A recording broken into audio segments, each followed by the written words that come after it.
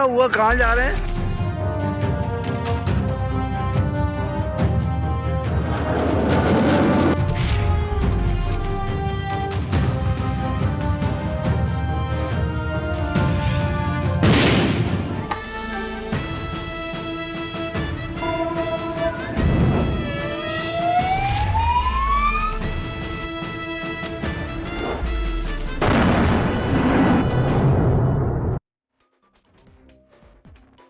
നരകനാശത്തിന്റെ വെണ്ണീറ് നീറ്റിയ ഒരു കനൽ സൂര്യൻ പാതിരാത്രി പാകിസ്ഥാന്റെ ആകാശത്ത് ഉദിച്ച നാൾ കുറച്ച് വാപോയ കോടാലികൾക്കപ്പുറം ആ രാജ്യത്തിന്റെ പട്ടാളം, അതിന്റെ മേധാവി, അവരുടെ എയർ ഡിഫൻസ് ഒക്കെ പിള്ളേരുകളെ പോലൊരു മുട്ടൻ തമാശ എന്ന് ലോകത്തിന് ബോധ്യപ്പെട്ട നാൾ. ഈ രാജ്യത്തിന്റെ, ഈ മഹാരാജ്യത്തിന്റെ പരമാധികാരം പാകിസ്ഥാന്റെ ആകാശത്ത് അജയ്യമായി സ്ഥാപിക്കപ്പെട്ടൊരു പാതിരാവ്, അകാലത്തിൽ മായ്ക്കപ്പെട്ട സീമന്ത സിന്ദൂരങ്ങൾക്ക്, വൈധവ്യങ്ങൾക്ക്, പുത്രദുഃഖങ്ങൾക്ക് എരിയുന്ന രോഷത്തിൽ രാജ്യത്തിന്റെ മറുപടി അയൽ രാജ്യത്തിന്റെ ആകാശത്തെ തീമഴ ഓപ്പറേഷൻ സിന്ദൂർ. ആ പഹൽഗാമിലെ കാലൻകൂട്ടത്തിന് അവരുടെ തലച്ചോറിൽ വെറുപ്പ് കുത്തിവെച്ച് കടത്തിവിട്ട ഭീകരവാദി അപ്പന്മാരുടെ അണ്ണാക്കിലേക്ക് വരുന്നുണ്ട്. റഫാലും മിറാഷും തീർക്കുന്ന വെടിക്കെട്ട് എന്ന് നേരത്തെ പറഞ്ഞത് 26 കൂടപ്പിറപ്പ് ചോര കണ്ട വൈകാരികതയിൽ മാത്രമല്ല, ഈ രാജ്യത്തിന്റെ പട്ടാള ശക്തിയെക്കുറിച്ചുള്ള ഉറച്ച ബോധ്യത്തിലാണ്. എണ്ണം പറഞ്ഞ ഭീകര കേന്ദ്രങ്ങൾ, നരകങ്ങളുടെ ഹെഡ്ക്വാർട്ടേഴ്സ്, അജ്മൽ കസബിന് കോൾമാൻ ഹെഡ്ലിക്കടക്കം ഉരുമ്പട്ട യാത്രയ്ക്ക് പടച്ചട്ടയിട്ടുവിട്ട മുരീദ് കെ, ഇന്ത്യ വിരുദ്ധ ഞരമ്പിൽ കുത്തിവെക്കുന്ന ഭീകരവാദ ലാബോറട്ടറി, മസൂദ് അസർ 18 ഏക്കറിൽ കെട്ടിപ്പൊക്കിയ അവന്റെ ഭീകരവാദ സാമ്രാജ്യം ഭവൽപൂരടക്കം, റഫാലിൽ കൊരുത്ത സ്കാൽപ് മിസൈലുകൾ, ഹമ്മർ ബോംബുകൾ, തീമഴ തീർത്തത് വെറുപ്പിന്റെ കോട്ടകൾക്ക് മുകളിലാണെന്നതിന് നക്ഷത്രം പോലെയാണ് തെളിവ് സാക്ഷ്യം. തലപിടിച്ച് മലച്ചു കിടന്നതിൽ പ്രധാനി അബ്ദുൾ റൌഫ് അസർ, വെറുപ്പ് നിറച്ചൊരു തലച്ചോറുകാരൻ, ഭീകരവാദ ബ്രീഡിംഗ് ഫാക്ടറികളുടെ മേലാളൻ, അസംഖ്യം കുരുതികൾക്ക് ചുക്കാൻ പിടിച്ചവന് തുറക്കപ്പെട്ടത് തർക്കം വേണ്ട സ്വർഗമല്ലത് നരകവാതിലാണ്. സ്വർഗീയ താഴ്വരെ ചോരയിൽ മുക്കി രാജ്യത്ത് വർഗീയ കലാപങ്ങൾ ഉന്നമിട്ട് മതം ചോദിച്ച് പാവങ്ങളെ പോയിന്റ് ബ്ലാങ്കിൽ തീർത്ത് കളഞ്ഞ അധമപ്പടിക്ക് കിട്ടിയ ശിക്ഷയാണെന്ന് പാകിസ്ഥാൻ അറിയാം, ചൈനയ്ക്കറിയാം, സകല ലോകത്തിനും അറിയാം. എന്നിട്ടും തീർന്നു അഹന്ത. വീണ്ടും ഒരു 16 നിരപരാധികളെ ഷെല്ലിട്ട് കൊന്ന തെമ്മാടി രാഷ്ട്രത്തിന് ഡ്രോണുകൾ, മിസൈലുകൾ. ഈ പോയ രാത്രി ലക്ഷ്യം വെച്ചത് ശ്രീനഗർ അടക്കം ജലന്ധറും ലുധിയാനയും അടക്കം രാജ്യത്തിന്റെ പ്രധാന നഗരങ്ങളാണ്. വിനാശകാലയെ മുടിഞ്ഞ ബുദ്ധിക്ക് ഏതുവിട്ട കോപ്പരാണ്ടികൾ രാജ്യത്തിന്റെ ആകാശം കടക്കും മുന്നേ അന്തരീക്ഷത്തിൽ ആവിയത് ധൂളി പടലം. ഇന്ത്യയുടെ കയ്യിലുള്ള ഡിഫൻസ് സംവിധാനം റഷ്യൻ നിർമ്മിത S-400 ആണ്, അല്ലാതെ Chinese duplicate കളിപ്പാട്ടങ്ങളല്ല.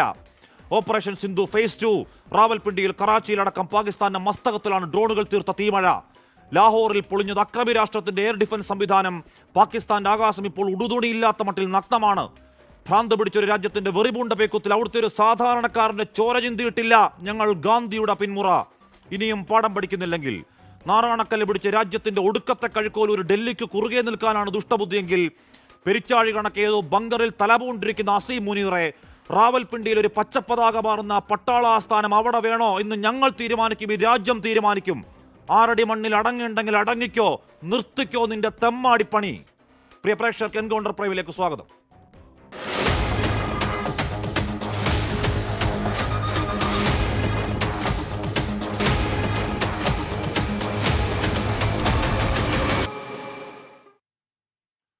Lieutenant general Sharathchand, brigadier NV Nair, doctor Joseph Antony, brigadier Mohanapillai, colonel S. Jinny എന്നിവർ ചേരുന്നു. 7 മുതൽ 8 വരെ നീളുന്ന ഈ ചർച്ചയിൽ ആദ്യം ഞാൻ അതിഥികളിലേക്ക് വരും മുൻപ് ബൽറാം നെടുങ്ങാട് ചേരുന്നുണ്ട്. ബൽറാം, നമ്മൾ കഴിഞ്ഞ രാത്രി ഇന്നലെ കണ്ടത് ഷെല്ലുകളിട്ട് തകർത്ത് തരിപ്പണമാക്കിയ പൂഞ്ചിലെ പാവം മനുഷ്യരുടെ വീടുകളാണ്. അവിടെ അത് 16 പേർ കൊല്ലപ്പെട്ടു എന്നുള്ളതാണ് ഏറ്റവും ഒടുവിൽ വരുന്ന സ്ഥിരീകരണം. ഇന്നിപ്പോൾ ബൽറാം ഈ രാത്രി ഈ വൈകുന്നേരം നിൽക്കുന്നത് ഏത് മേഖലയിലാണ്? ഇന്നലെ കണ്ട ആ അക്രമിപ്പണിക്കടക്കം രാജ്യം കണക്ക് തീർത്ത ഒരു വൈകുന്നേരം കൂടിയാണ് ബൽറാം.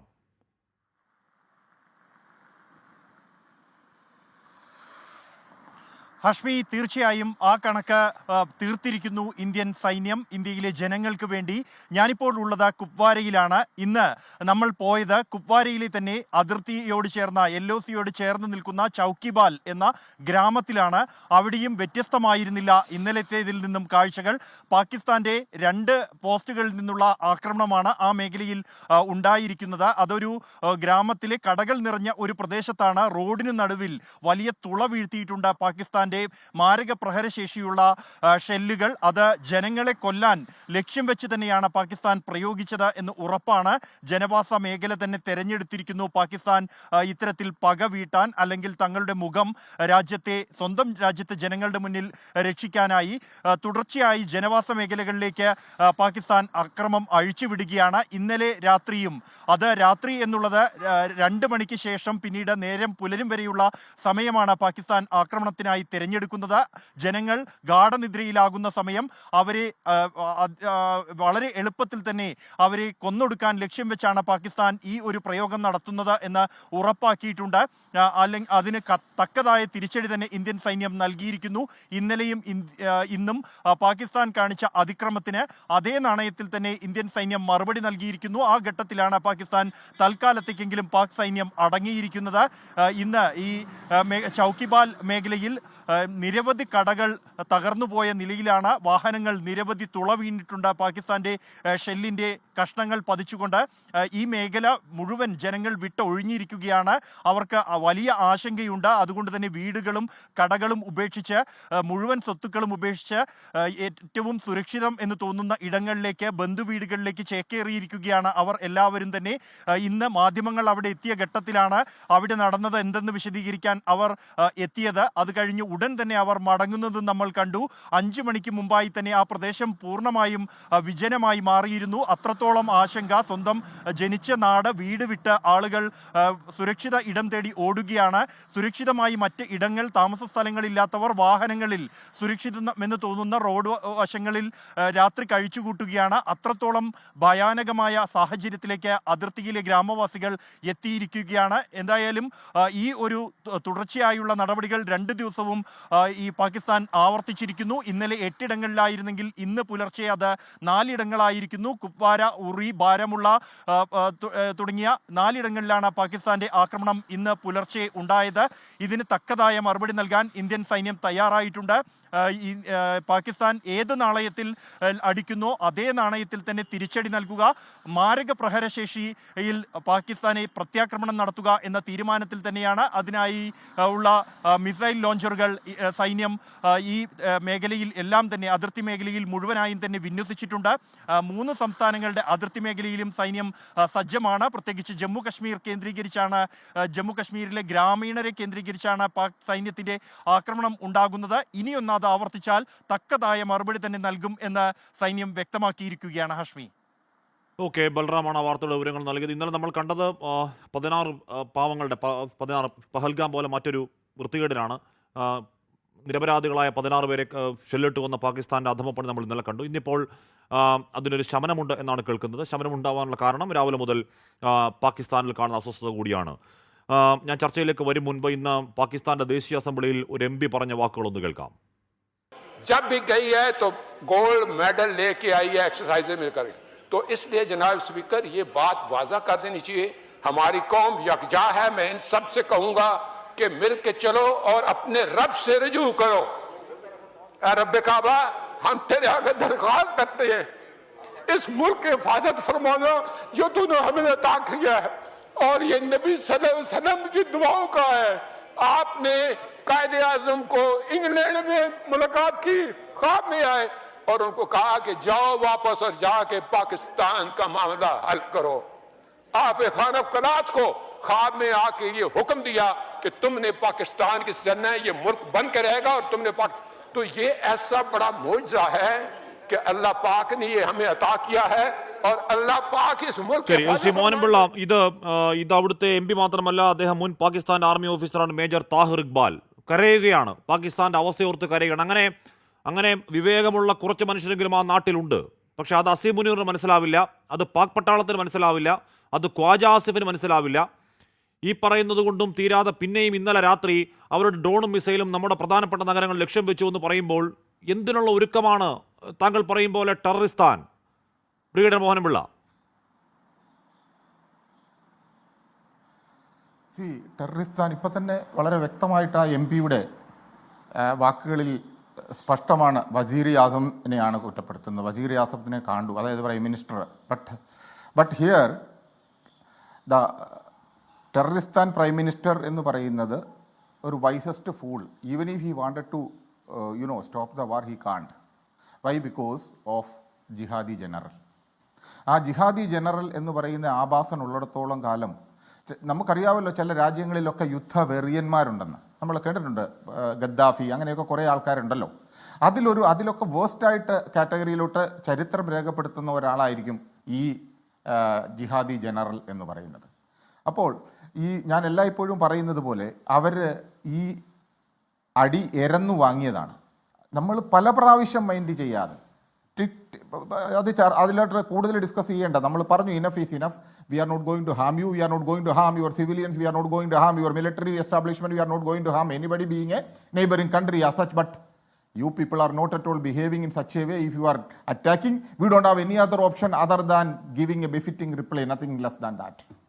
അപ്പോൾ അത് പറഞ്ഞപ്പോൾ അത് നമുക്ക് കൊടുത്തേ പറ്റുള്ളൂ. കാര്യം ഇവിടുത്തെ ഒരു സിറ്റുവേഷൻ അങ്ങനെയാണ്. ഇന്നലെ നമ്മൾ ചർച്ചയിൽ പറഞ്ഞു yesterday night it was very important എന്നുള്ളത്. അതുപോലെ തന്നെയായിരുന്നു. നമ്മൾ പറഞ്ഞ പോലെ തന്നെ കാര്യങ്ങൾ സ്റ്റെപ്പ് ബൈ സ്റ്റെപ്പായിട്ട് പോകുന്നുണ്ട്. അവർ മിലിറ്ററി ടാർഗറ്റാണ് എയിം ചെയ്യുന്നത്. കാര്യം ഒരു ഇന്റർനാഷണൽ മീഡിയയിൽ ഞാൻ I just gone through it. അന്നേരം അവർ പറയുന്നത് the way which we are aiming the terrorist camp, similarly they said they are going to aim the military defence establishment. Of course അതിനകത്തൊരു reliability ഉണ്ട്. ആ ഒരൊറ്റ പോയിന്റിലുള്ള റിലയബിലിറ്റി ഉണ്ട്. ബിക്കോസ് അവർ എയിം ചെയ്തത് ജാംനഗർ ആണെങ്കിലും, അവർ എയിം ചെയ്തത് കച്ച് ആണെങ്കിലും, ഭുജ് ആണെങ്കിലും, അവർ എയിം ചെയ്തത് ഗുരുദാസ്പൂർ ആണെങ്കിലും, അവർ എയിം ചെയ്തത് ഈവൻ ബഠിൻഡ ആണെങ്കിലും, അല്ലെങ്കിൽ ചണ്ഡീഗഡ് ആണെങ്കിലും, എനിവേ ആ ഡൽഹിയിൽ ആ ഇത് വന്നിട്ടില്ല, റെസ്റ്റ് പഠാൻകോട്ട് ആണെങ്കിൽ, ഇതെല്ലാം ഈവൻ ടുവാർഡ്സ് ശ്രീനഗർ, അത് എന്ത് തന്നെയാണെങ്കിലും ഡിഫൻസ് എസ്റ്റാബ്ലിഷ്മെൻറ്റുകൾ ഒരുപാടുള്ള സ്ഥലങ്ങൾ തന്നെയാണ്. അവരത് പറയുന്നത് ഞങ്ങൾ ആർമിയെയാണ് ഹിറ്റ് ചെയ്യാൻ പോകുന്നത്, ഡിഫൻസിനെയാണ് ഹിറ്റ് ചെയ്യാൻ പോകുന്നത് എന്നാണ് പറഞ്ഞത്. ബട്ട് ലൈൻ ഓഫ് കൺട്രോളിൽ രണ്ട് സൈഡിലും ഹെവി ആർട്ടിലറി ഷെല്ലിംഗ് ആണുള്ളത്.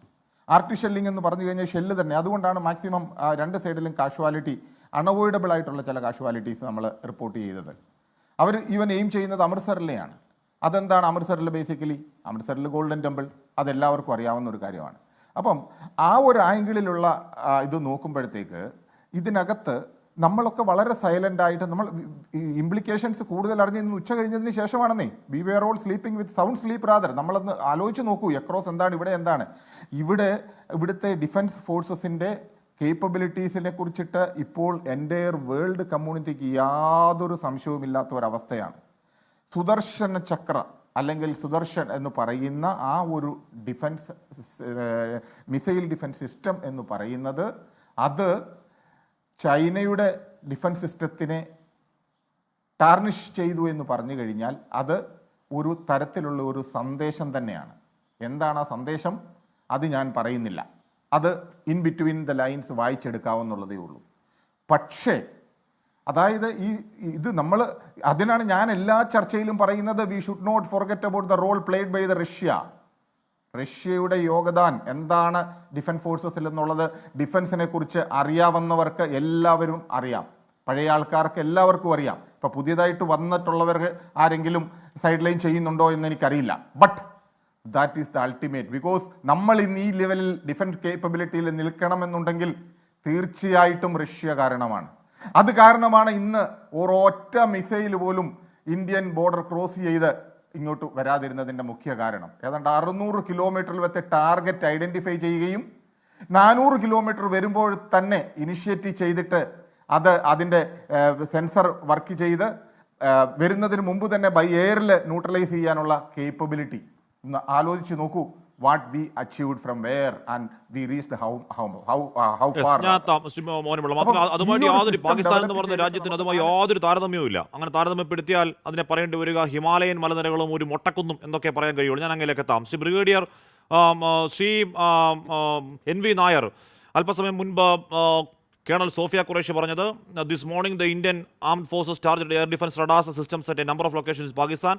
Indian response has been in the same domain with same intensity as Pakistan എന്ന് പറഞ്ഞാൽ ഇന്നലെ രാത്രി അവർ ചെയ്ത അതേ ഡൊമൈനിൽ അതേ ഇൻറ്റൻസിറ്റിയിൽ മാത്രമേ ഉള്ളൂ, തരി പോലും കൂടുതൽ ഉണ്ടായിട്ടില്ല.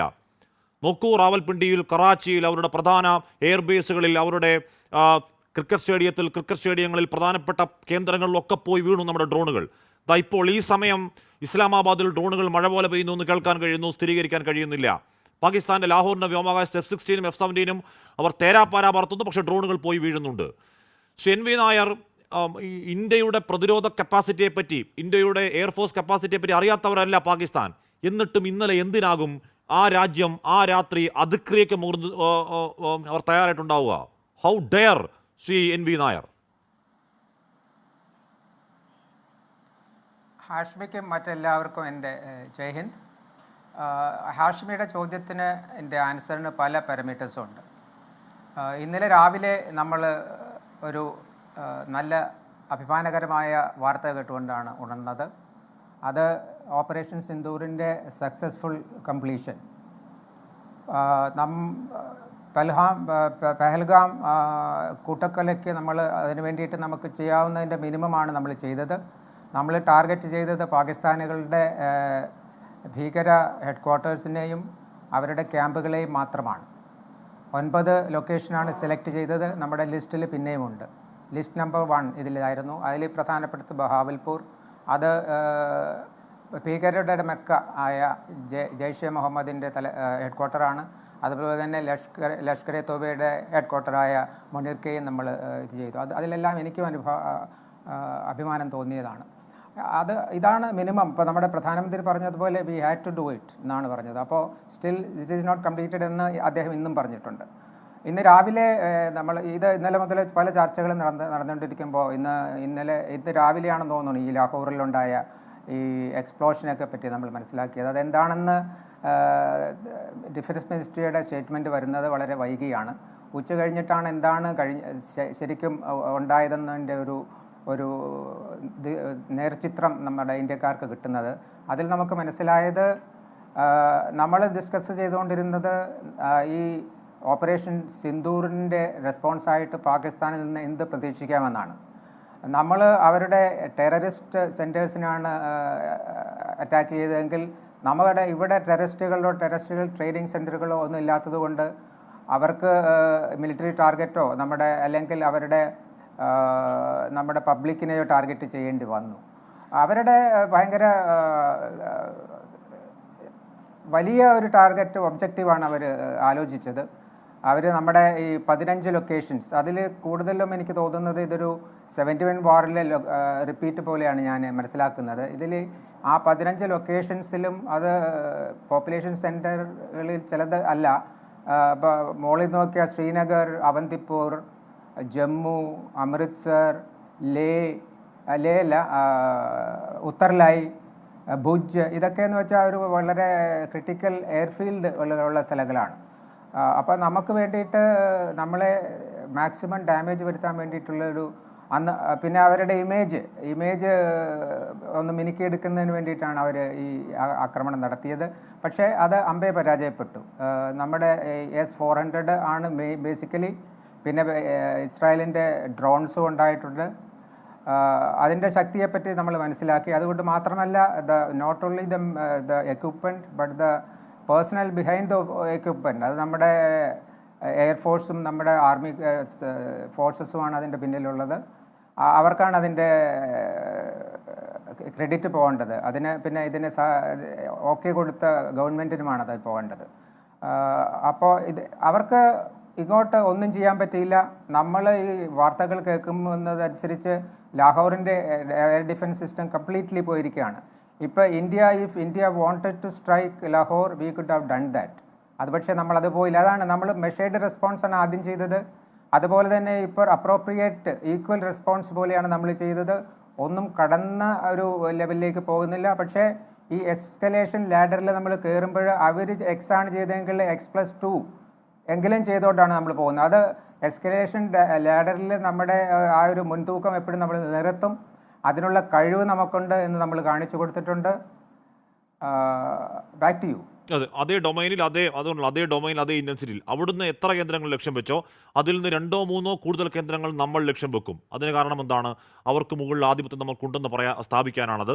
എന്ന് മാത്രമല്ല, അവിടുന്ന് ഇങ്ങോട്ടേക്ക് വിട്ട ഈ പറയുന്ന പൂത്തിരി പോലെയുള്ള ഡ്രോണുകൾ, മിസൈലുകളൊക്കെ ആകാശം കടക്ക് മുന്നേ ഇല്ലാതാക്കിയത് അവരുടെ കഴിവുകേട്. നമ്മുടെ സംവിധാനങ്ങൾ അവരുടെ ടാർഗറ്റിൽ പോയി ഹിറ്റ് ചെയ്ത് നമ്മുടെ സാമർത്ഥ്യം, നമ്മുടെ കഴിവ്. ജോസഫ് ആന്റണി, എന്തായാലും അങ്ങോട്ടുള്ള റിറ്റാലിയേഷൻ തുടങ്ങിയതിന് ശേഷം എന്തായാലും അവിടുത്തെ ഖ്വാജ ആസിഫോ അല്ലെങ്കിൽ മറ്റാരെങ്കിലുമോ ആണവായുധം എടുത്തങ്ങ് തള്ളിത്തരും എന്ന വീൺവാക്ക് ഇപ്പോൾ പറയുന്നില്ല. നല്ല കാര്യം.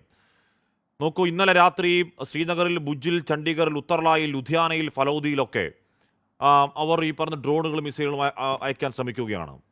എസ്കലേഷൻ ഞങ്ങളില്ല എന്ന് അല്ലെങ്കിൽ ഇന്ത്യ ആക്രമിക്കുന്നതിന് ഞങ്ങൾ മിണ്ടാതിരിക്കാം എന്ന് ഖ്വാജ ആസിഫൊക്കെ പറഞ്ഞപ്പോൾ കള്ളവല്ലേ? ഈ തെമ്മാടി രാഷ്ട്രത്തോട് എന്ത് നയതന്ത്രം നമുക്ക് സംസാരിക്കാൻ പറ്റും, ശ്രീ ജോസഫ് ആന്റണി? ഹാഷ്മി, താങ്കൾ ഇൻട്രൊഡക്ഷനിൽ പാകിസ്ഥാൻ്റെ ഇപ്പോഴത്തെ അവസ്ഥയെക്കുറിച്ച് മിസൈലുകൾ പോലെ പറഞ്ഞ വാക്കുകൾ കേട്ടപ്പോൾ പാകിസ്ഥാൻ്റെ ഇപ്പോഴത്തെ അവസ്ഥയെക്കുറിച്ച്, ഇപ്പോഴത്തെ പ്രവൃത്തിയെക്കുറിച്ച് ഒരു കവിതാശകലം, അതായത് കുമാരനാശാൻ എഴുതി വെച്ച കവിതാശകലം പറഞ്ഞുകൊണ്ട് ഞാൻ എൻ്റെ സംഭാഷണം തുടങ്ങാം. അദ്ദേഹത്തിൻ്റെ വളരെ പ്രസിദ്ധമായ വരികളാണ്: വണ്ടേ നീ തുലയുന്നു വീണൊരു വിളക്കും കെടുത്തുന്നു എന്ന് പറയും. അതായത് പാകിസ്ഥാനിൽ നടക്കുന്നത്, പാകിസ്ഥാൻ ചെയ്യുന്നത് അതാണ്. പാകിസ്ഥാൻ സ്വയമേ നശിക്കുന്നു, ബാക്കിയുള്ളവരെ കൂടി ഉപദ്രവിക്കാൻ ശ്രമിക്കുന്നു. അതാണിപ്പോൾ നടക്കുന്നത്. നമുക്കറിയാം, എല്ലാവർക്കും, എല്ലാവർക്കും അറിയാം പാകിസ്ഥാൻ്റെ ഇപ്പോഴത്തെ അവസ്ഥ. ആ പാകിസ്ഥാൻ്റെ ഇപ്പോഴത്തെ അവസ്ഥയിൽ വാസ്തവത്തിൽ വിവേകമതികളായ ഒരു വ്യക്തിയും സ്വപ്നത്തിൽ പോലും ഇന്ത്യയെപ്പോലൊരു രാജ്യവുമായി ഒരു യുദ്ധം നടത്തുന്നതിനെക്കുറിച്ച് വാസ്തവത്തിൽ ആലോചിക്കത്തില്ല.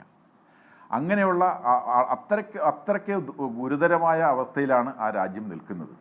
അങ്ങനെ ആ രാജ്യം നിൽക്കുമ്പോൾ പിന്നെ ഈ ഒരു ഇപ്പോൾ നമ്മൾ പിന്നെ വളരെ കൃത്യമായി ഒന്നാമത്തെ ഫേസിൻ്റെ ആക്രമണം കഴിഞ്ഞ് നമ്മൾ പറഞ്ഞു, ഞങ്ങൾക്ക് വേദനിച്ചു, ഞങ്ങളുടെ വേദനയ്ക്കുള്ള മറുപടി ഞങ്ങൾ നൽകി. ആ മറുപടി വളരെ സൂക്ഷ്മമായിരുന്നു, വളരെ കണിശമായിരുന്നു, വളരെ കൃത്യതയാർന്നതായിരുന്നു. ഞങ്ങൾ അവിടുത്തെ സൈനിക കേന്ദ്രങ്ങളെയോ അവിടുത്തെ സിവിലിയന്മാരെയോ ആക്രമിച്ചില്ല.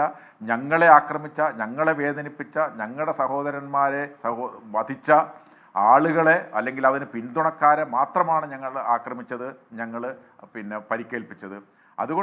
അതോടുകൂടി ഞങ്ങൾ നിർത്തുകയാണ്. ഞങ്ങൾ ആകെ 21 കേന്ദ്രങ്ങൾ ഞങ്ങൾ പിന്നെ ഐഡൻറ്റിഫൈ ചെയ്തതിൽ 9 എണ്ണത്തിൽ മാത്രമാണ് ഞങ്ങൾ ആക്രമണം നടത്തിയത് എന്ന് പറഞ്ഞതിൻ്റെ അർത്ഥം ഇനി 12 സ്ഥലങ്ങൾ കൂടി ഞങ്ങളുടെ ലിസ്റ്റിലുണ്ട് എന്നൊരു വാണിംഗ് കൂടി കൊടുത്താണ്. പക്ഷേ നമ്മൾ ഈ വളരെ ഉത്തരവാദിത്വത്തോടു കൂടി പിന്നെ വളരെ സംഘർഷം വർദ്ധിപ്പിക്കാത്ത തരത്തിലുള്ളതാണ് ചെയ്തതെങ്കിൽ പിന്നെ എന്താണ് ഈ വാസ്തവത്തിൽ പാകിസ്ഥാൻ്റെ മറുപടി ഉണ്ടായത്? തീർച്ചയായും നമ്മൾ നിലനിൽക്കുന്ന സംഘർഷത്തെ ആളിപ്പടർത്തുന്ന തരത്തിലുള്ള ഒരു ശ്രമമാണ് അവർ നടത്തിയത്. ആ ശ്രമം വാസ്തവത്തിൽ എന്താണ്, ഈ മുങ്ങിച്ചാകാൻ പോകുന്ന ആളിൻ്റെ ഒരു കച്ചിത്തുരുമ്പിലുള്ള പിടുത്തമാണോ ഇല്ലയോ എന്ന് നമുക്കറിയത്തില്ല. എന്താണെങ്കിലും പാകിസ്ഥാൻ നടത്തിയ ഈ ആക്രമണം എന്ന് പറയുന്നത് ഇന്ത്യയുടെ പിന്നെ ശക്തി അറിയാത്തത് കൊണ്ട് നടത്തിയ ആക്രമണമാണ്. നമ്മൾ പറയും ഈ ചൈനീസ് അല്ല ശ്രീ ജോസഫ് ആന്റണി, നമ്മൾ അതിർത്തിയിൽ കണ്ടതാണ് തുടർച്ച. ഈ പറഞ്ഞ പൂഞ്ചിൽ കഴിഞ്ഞ ആഴ്ച ഞാനും ബൽറാമും ജോഗേഷ് സിംഗും അടങ്ങുന്ന വാർത്താ സംഘം ഈ മേഖലകളിൽ പോയതാണ്. അവിടുത്തെ പാവ മനുഷ്യരുമായി സംസാരിച്ചാണ്, അവർ ആശങ്കകൾ കേട്ടതാണ്. അവർ തന്ന റൊട്ടിയും സബ്ജിയും അവരുടെ വീട്ടിൽ നിന്ന് കഴിച്ചവരാണ്. പരമസാധു മനുഷ്യർ 16 പേരെ കൊന്നുകളഞ്ഞു. വേണമെങ്കിൽ അവർക്ക് ഇന്ത്യൻ പോസ്റ്റാണ് ലക്ഷ്യമെങ്കിൽ അവർക്കറിയാത്തതാണോ ഇന്ത്യൻ പോസ്റ്റിലേക്ക് കുറ്റം വെക്കാൻ? അല്ല. അപ്പോൾ അവർ സാധാരണക്കാരെ കൊല്ലുക എന്നതാണ് അവരുടെ ലക്ഷ്യം, അല്ലേ ശ്രീ ജോസഫ് ആന്റണി? എന്നിട്ടും തീരുന്നില്ലേ മുഷ്ക്? അതെ. അല്ല, അവർക്ക് താങ്കൾ പറഞ്ഞതുപോലെ അവർക്ക് നല്ലതുപോലെ അറിയാം ഇന്ത്യ എന്ന് പറയുന്ന രാജ്യവുമായി ഒരു യുദ്ധത്തിന് ഇറങ്ങി പുറപ്പെടാൻ ഒരു ശേഷിയുമുള്ള രാജ്യമല്ല അത് എന്ന് മാത്രമാണോ? അവർക്ക് അവരുടെ ആയുധപുരകൾ സജ്ജമാക്കാനോ ആധുനികവൽക്കരിക്കാനോ കഴിയാത്ത സാഹചര്യത്തിൽ, സാമ്പത്തികമായി ദുർബലമായി നിൽക്കുന്ന സാഹചര്യത്തിൽ നമ്മളെന്താണ് ചെയ്യുന്നത്? നമ്മൾ കഴിഞ്ഞ 10 വർഷത്തോളമായി നമ്മുടെ ആയുധ രംഗം അതിശക്തമാക്കുകയും ആധുനികവൽക്കരിക്കുകയുമാണ് ചെയ്തത്. ഇവിടെ ഇപ്പോൾ ഈ നടന്ന ആക്രമണത്തിൽ നമ്മൾ പ്രയോഗിച്ച 2 ഡ്രോണുകളും അല്ലെങ്കിൽ മിസൈലുകളും, അതായത് റഷ്യയിൽ നിന്ന് നമ്മൾ വാങ്ങിച്ച S-400 ട്രയംഫ് മിസൈൽ, നമ്മളിപ്പോൾ ഈ സുദർശന ചക്രം എന്ന് പേരിട്ടിരിക്കുന്ന ആ മിസൈൽ, വാസ്തവത്തിൽ നമ്മൾ റഷ്യയുമായിട്ടുള്ള വളരെ അടുത്ത സ്ട്രാറ്റജിക് റിലേഷൻഷിപ്പിൻ്റെ ഫലമായിട്ട് നമുക്ക് കിട്ടിയതാണ്. എന്നാൽ വാസ്തവത്തിൽ നമ്മളത് വാങ്ങാൻ തുടങ്ങിയപ്പോൾ അമേരിക്ക നമുക്കെതിരെ ഉപരോധം ഏർപ്പെടുത്തും എന്നുവരെ നമ്മൾ പിന്നെ ഭീഷണി മുഴക്കിയിരുന്നു. പക്ഷേ ആ ഭീഷണിയുടെ മുമ്പിൽ നമ്മൾ മുട്ടുമടക്കാതെ നമ്മുടെ സുരക്ഷയ്ക്ക്, നമ്മുടെ ചുറ്റുപാടുമുള്ള രാജ്യങ്ങളുടെ ആയുധത്തെക്കുറിച്ച് മനസ്സിലാക്കിക്കൊണ്ട് നമ്മുടെ സുരക്ഷയ്ക്ക് S-400 ട്രയംഫ് മിസൈൽ തന്നെ വേണം എന്ന് തിരിച്ചറിഞ്ഞതുകൊണ്ടാണ് നമ്മൾ റഷ്യയിൽ നിന്നും അമേരിക്കൻ ഭീഷണിയെ പോലും മാനിക്കാതെ നമ്മൾ വാങ്ങിച്ചത്. അപ്പോൾ നമ്മളത് വാങ്ങും എന്ന് പറയുന്ന നിർബന്ധത്തിൻ്റെ മുമ്പിൽ അവസാനം അമേരിക്കയ്ക്ക് വഴങ്ങേണ്ടി വന്നു. അങ്ങനെയുള്ള ഒരു പിന്നെ ആയുധമാണ് S-400 ട്രയംഫ് മിസൈൽ. അതുപോലെ തന്നെ ഹാർപ്പി എന്നൊക്കെ പറയുന്ന ഈ ഇസ്രായേലിൽ നിന്ന് വാങ്ങിച്ച ഡ്രോണുകൾ, ആ ഡ്രോണുകൾ നമുക്കറിയാം. ഇന്നിപ്പോൾ നമ്മൾ തിരിച്ചടിക്ക് നമ്മൾ ഉപയോഗിച്ച 2 പ്രധാനപ്പെട്ട സംഗതികൾ S-400 ട്രയംഫ് മിസൈലും ഈ ഡ്രോണുകളുമാണ്. അപ്പോൾ നമ്മുടെ കയ്യിലുള്ള ആയുധങ്ങളെക്കുറിച്ചും നമ്മുടെ ആയുധ കരുത്തിനെക്കുറിച്ചും ഇതിനേക്കാളൊക്കെ ഉപരിയായി നമുക്കുള്ള രാഷ്ട്രീയ പിന്തുണയെക്കുറിച്ചുമൊന്നും യാതൊരു ബോധവുമില്ലാത്ത ഒരു അവിവേകമതിയായ ഒരു പട്ടാള ഭരണാധികാരിയുടെ വളരെ അപകടകരമായ ആക്രമണമാണ് ഇവിടെ നടക്കുന്നത്. നമുക്കറിയാം, ഇങ്ങനെ പോയാൽ പോയാൽ ഇവിടെ പിന്നെ നമ്മുടെ സൈനിക രംഗത്ത് പ്രവർത്തിച്ചിരുന്ന എൻ്റെ സഹ പാനലിസ്റ്റുകൾ പറഞ്ഞതുപോലെ ഇത് വാസ്തവത്തിൽ പാകിസ്ഥാനെ കൊണ്ട് എത്തിക്കാൻ പോകുന്നത് 1971 ആ ഒരു മൊമെൻറ്റിലേക്കാണ്. അതായത് പൂർണ്ണമായും ഇന്ത്യ എന്ന് പറയുന്ന രാജ്യത്തിന് കീഴടങ്ങുന്ന വിധത്തിലേക്ക് ഈ പാകിസ്ഥാൻ സൈനികരെ ഇന്ത്യയുടെ പിന്നെ എന്താണ് ആയുധങ്ങൾക്ക് മുന്നിലേക്ക് അയച്ചു കൊടുക്കുന്ന ആത്മഹത്യാപരമായ നിലപാടാണ് അദ്ദേഹം എടുക്കുന്നത്. അങ്ങനെയുള്ള നിലപാടിൽ നിന്നും പിന്മാറുന്നതിന് വേണ്ടിയിട്ട് നമുക്കറിയാം ഉടൻ തന്നെ ഈ സംഘർഷം ഉണ്ടായാൽ പാകിസ്ഥാൻ എന്ന് പറയുന്ന രാജ്യത്തിൻ്റെ അവസ്ഥ വളരെ ഗുരുതരമായി മോശമാകുമെന്ന് അറിഞ്ഞതുകൊണ്ടാവണം ഈ സൗദി അറേബ്യയിൽ നിന്ന് നേരത്തെ പ്രഖ്യാപിക്കാത്തൊരു സന്ദർശനത്തിന് സൗദി അറേബ്യയുടെ വിദേശകാര്യമന്ത്രി ഇന്ത്യയിലെത്തി ഇന്ത്യൻ നേതാക്കളുമായി സംസാരിക്കുന്നത്. ഇറാൻ്റെ വിദേശകാര്യമന്ത്രി ഇന്ത്യയിലെത്തി അതായത് അദ്ദേഹം പാകിസ്ഥാൻ സന്ദർശിച്ചതിനായിട്ടാണ് ഇവിടെ വരുന്നത്. അപ്പോൾ ഇന്ത്യൻ വിദേശകാര്യമന്ത്രിയുമായി ഇന്ത്യൻ ഭരണകൂടവുമായി സംസാരിക്കുന്നു. അമേരിക്ക ഉൾപ്പെടെയുള്ള രാജ്യങ്ങൾ ഇത് ന്യൂട്രലൈസ് ഇത് പിന്നെ ശക്തമായി മുന്നോട്ട് കൊണ്ടുപോകരുതെന്ന് പറയുന്നു. ഇതൊക്കെ വഴങ്ങാൻ ഇന്നും പറഞ്ഞിട്ടല്ലോ, ഞങ്ങൾ ഇന്നും ഇന്ത്യ എന്ന് പറയുന്ന രാഷ്ട്രം അന്തർദേശീയ തലത്തിൽ ഉത്തരവാദിത്വത്തോടെ പെരുമാറുന്ന രാജ്യമാണ്. അത് ആ അന്തർദേശീയ തലത്തിലുള്ള സമ്മർദ്ദങ്ങൾ ഞങ്ങൾ മാനിക്കാൻ തയ്യാറാണ്. പക്ഷേ പാകിസ്ഥാൻ എന്ന് പറയുന്ന രാഷ്ട്രം ഈ സാഹസികതയ്ക്ക് മുതിരരുത് എന്നുള്ളതാണ്. എന്ന് പറഞ്ഞാൽ നമ്മളിപ്പോ പലരും ഇവിടെ യുദ്ധം വേണമെന്ന് ആരും പറയുന്നില്ലടോ. ഇവിടെ യുദ്ധം വേണമെന്ന് ആരും പറയുന്നില്ല. ഇവിടെ പാകിസ്ഥാനെ മുഴുവൻ നശിപ്പിച്ച് അവിടുത്തെ ജനത്തെ മുഴുവൻ കൊന്നൊടുക്കുക എന്നാരും പറയുന്നില്ല. ഇവിടെ നമുക്ക് സമാധാനമായി ജീവിക്കണം. ആ സമാധാനത്തിന് ഭംഗം വരുത്തുന്ന ഒരു രാജ്യം നിരന്തരം ഇടപെട്ടുകൊണ്ടാൽ അതിന് മറുപടി കൊടുക്കലാണല്ലോ ചെയ്യുന്നത്, അല്ലാതെ യുദ്ധമല്ലല്ലോ. ഞാൻ അങ്ങനെയൊക്കെ എത്താം. ലഫ്റ്റനന്റ് ജനറൽ ശ്രീ ശരത്ചന്ദ് കരസേന മുൻ ശ്രീ ശരത്ചന്ദ്, ഇപ്പോൾ ലാഹോറിലെ എയർ ഡിഫൻസ് സംവിധാനം ഡിഫ്യൂസ് തകർത്ത് ന്യൂട്രലൈസ് ചെയ്തു എന്ന് പറഞ്ഞു. ഇപ്പോൾ കേൾക്കുന്നത് സിയാൽകോട്ട് മേഖലയിലെ എയർ ഡിഫൻസ് സംവിധാനം ഇല്ലാതാക്കി എന്നുള്ളതാണ്. അതിൻ്റെ അർത്ഥം നിലവിൽ പാകിസ്ഥാൻ്റെ ഏതാണ്ട് പ്രധാന ആകാശങ്ങളൊക്കെ ഏതാണ്ട് അനാവൃതമായി നഗ്നമായി കിടക്കുന്നു എന്നുള്ളതാണല്ലോ. അങ്ങയുടെ ഒരു സർവീസ് പരിചയത്തിൽ വാട്ട് നെക്സ്റ്റ് എന്നുള്ളതാണ് അങ്ങേക്ക് തോന്നുന്നത് ശ്രീ ശരത്ചന്ദ്? ഹാഷ്മി, നമ്മുടെ ജനറൽ ശരത്തിനെ പറ്റി 2 വാക്ക് ഞാൻ പറയട്ടെ. പറയൂ. ശത്രുക്കളുടെ എയർ ഡിഫൻസ് സിസ്റ്റം ന്യൂട്രലൈസ് ചെയ്യുന്നത് ഒറ്റ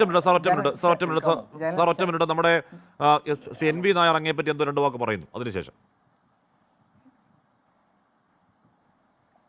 ജനറൽ ശരത്ത് നമ്മൾ ഒരു പാനലിൽ വരുന്നത് ആദ്യമായിട്ടാണ്. കേരളത്തിലെ പ്രേക്ഷകർക്ക് vice chief of army staff എന്ത് പരിചയം, എന്താണ് റെസ്പോൺസിബിലിറ്റി എന്ന് അറിയില്ല.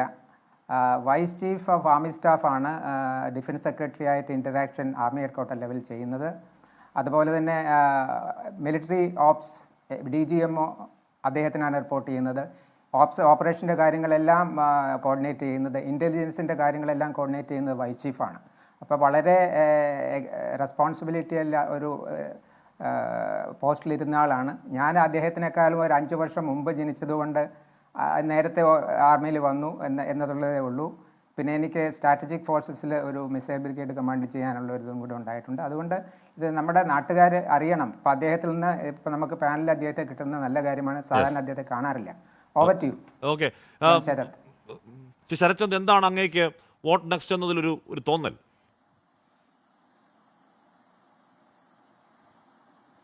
Firstly, thank you so much, sir, for the introduction. ഞാൻ ലാഹോറിലെ എയർ ഡിഫൻസ് സിസ്റ്റം ന്യൂട്രലൈസ് ചെയ്യുന്നു, അതിൻ്റെ എൻ്റെ ഒപ്പീനിയനാണ് ചോദിച്ചത്. സാധാരണ ഒരു ഫുൾ സ്കെയിൽ യുദ്ധം നടക്കുമ്പോൾ എയർഫോഴ്സിൻ്റെ ഫസ്റ്റ് സ്റ്റെപ്പ് ശത്രുക്കളുടെ എയർ ഡിഫൻസ് സിസ്റ്റംസും എയർഫീൽഡും ന്യൂട്രലൈസ് ചെയ്യുകയാണ്. കാരണം അങ്ങനെ ചെയ്യാൻ കഴിഞ്ഞാൽ അവരുടെ ശത്രുക്കളുടെ എയർക്രാഫ്റ്റ്സ് ടേക്ക് ഓഫ് ചെയ്യുന്നതിന് മുമ്പേ അവരെ നശിപ്പിക്കാൻ കഴിയും. നമ്മളുടെ എയർഫോഴ്സിന് ഒരു എയർ ഡോമിനൻസ് കിട്ടാൻ പറ്റും. അപ്പോൾ അങ്ങനെയാകുമ്പോൾ നമ്മുടെ ഗ്രൗണ്ട് ഓപ്പറേഷൻസിനും മറ്റും മുമ്പോട്ട് പോകാൻ കുറെ കൂടെ എളുപ്പമുണ്ടായിരിക്കും. ഈ ഒരു സിറ്റുവേഷനിൽ നമ്മളൊരു ഫുൾ സ്കെയിൽ വാർ പ്രതീക്ഷിക്കുന്നില്ല. നമ്മൾ as a peace loving country നമ്മളൊരു ഫുൾ സ്കെയിൽ വാറിന് പോകാൻ ആഗ്രഹിക്കുന്നുമില്ല.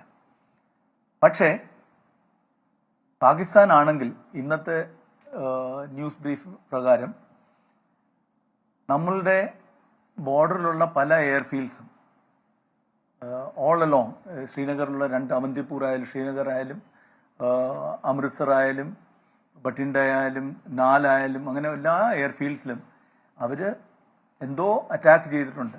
എയർക്രാഫ്റ്റ്സ് ബോർഡർ ക്രോസ് ചെയ്യാനായിട്ട് എനിക്കറിയില്ല. പക്ഷേ അവർ ഡ്രോൺസ് ഉപയോഗിച്ച് ഇന്റർഫിയർ ചെയ്യാൻ ശ്രമിച്ചിട്ടുണ്ട്. സാധാരണ എയർഫീൽഡിനെ അറ്റാക്ക് ചെയ്യുന്നു പറയുന്നത് either destruction of the runway, destruction of the communication systems or destruction of the radar facilities, so that they are not able to communicate. അപ്പോൾ ഇവര് ഈ ഡ്രോൺസ് ഉപയോഗിച്ച് മിക്കവാറും in any case they cannot destroy the runway, communication സിസ്റ്റംസും radar സിസ്റ്റംസും destroy ചെയ്യാനായിട്ടായിരിക്കും അല്ലെങ്കിൽ interfere ചെയ്യാനായിട്ടായിരിക്കും ശ്രമിച്ചത്. നമ്മളുടെ കൗണ്ടർ മെഷേഴ്സ് കൊണ്ട് കാര്യമായിട്ട് ഡാമേജ് ഒന്നും ഉണ്ടായിട്ടില്ല എന്നാണ് ഞാൻ അറിയപ്പെടുന്നത്. അപ്പോൾ അതിന് പകരമായിട്ട് നമ്മൾ ചെയ്തത് അവരുടെ എയർ ഡിഫൻസ് സിസ്റ്റംസ് ന്യൂട്രലൈസ് ചെയ്യാനായിട്ട്. നേരത്തെ ഇതിനകത്ത് നമ്മുടെ ഈ ചാനലിൽ S-400നെ പറ്റിയിട്ട് ഒരു ചർച്ച ഞാൻ കണ്ടു. S-400 Chinese Russian air defence സിസ്റ്റമാണ്. അത് നമുക്ക് അടുത്ത കാലത്താണ് നമുക്ക് കിട്ടിയത്. അത് one of the best air defence systems in the world ആണ്. അപ്പോൾ അതും വളരെ എക്സ്പെൻസീവ് ആണ്. പക്ഷേ ബട്ട് നെവർദലെസ് ഒരു എയർക്രാഫ്റ്റിനെ ന്യൂട്രലൈസ് ചെയ്യുകയോ അല്ലെ വെടിവെച്ച് വീഴ്ത്തുകയോ ചെയ്യുകയാണെങ്കിൽ ആ ഒരു എക്സ്പെൻഡിച്ചർ ഇസ് നോട്ട് മച്ച്. പക്ഷേ ഈ ഒരു എയർ ഡിഫൻസ് സിസ്റ്റം ഡ്രോൺസിനെതിരെ ഉപയോഗിച്ചാൽ may be it will give early warning. പക്ഷേ എത്ര സക്സസ്ഫുൾ ആയേക്കും. പക്ഷേ how cost effective it is to be seen. In any case നമ്മളുടെ കയ്യിൽ ഇതല്ലാതെയും എയർ ഡിഫൻസ് സിസ്റ്റംസ് ഉണ്ട്, ഏർലി വാർണിംഗ് സിസ്റ്റംസ് ഉണ്ട്, നമ്മളുടെ കയ്യിൽ ഡ്രോൺസ് ഉണ്ട്. നമ്മുടെ പ്രേക്ഷകർക്ക് വേണ്ടി ഒരു താരതമ്യ ഇതിന്റെ കോസ്റ്റ് പറയുകയാണെങ്കിൽ, നമ്മളിപ്പോൾ റഫാൽ എയർക്രാഫ്റ്റ് വാങ്ങി. ആ റഫാൽ എയർക്രാഫ്റ്റ് ഒരെണ്ണത്തിന്റെ cost it is around 58,000 crores. ഒരെണ്ണത്തിന്റെ വിലയാണ് 58,000 കോടി. അതേസമയത്ത് ഒരു ഡ്രോൺ, ഇപ്പൊ നമ്മൾ നേവിക്ക് ലേറ്റസ്റ്റ് ഡ്രോൺസ് അക്വയർ ചെയ്യാണ് ഫ്രം USA, MQ-9 എന്ന് പറഞ്ഞിട്ട്. It's one of the most advance drones. അതിന്റെ വിലയായിട്ടാണെങ്കിൽ ഇറ്റ് ഇസ് അറൌണ്ട്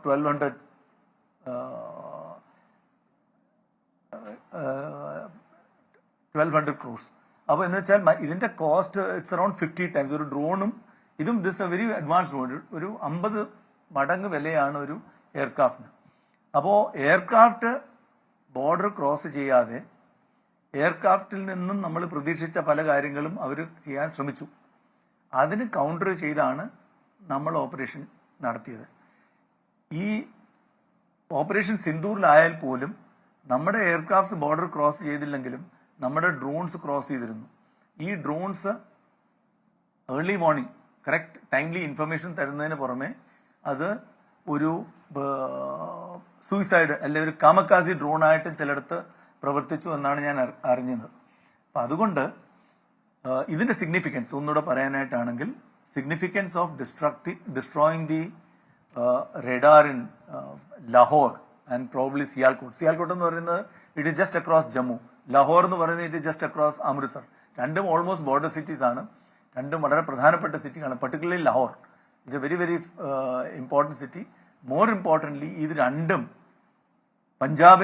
പഞ്ചാബിലുള്ള ടൗൺഷിപ്സ് ആണ്. അപ്പോൾ നമുക്കെല്ലാം അറിയാം, പാകിസ്ഥാൻ റൂൾ ചെയ്യുന്ന പഞ്ചാബ് എല്ലാവരും പഞ്ചാബിൽ നിന്നാണ്, whether it is military or whether it is political leadership.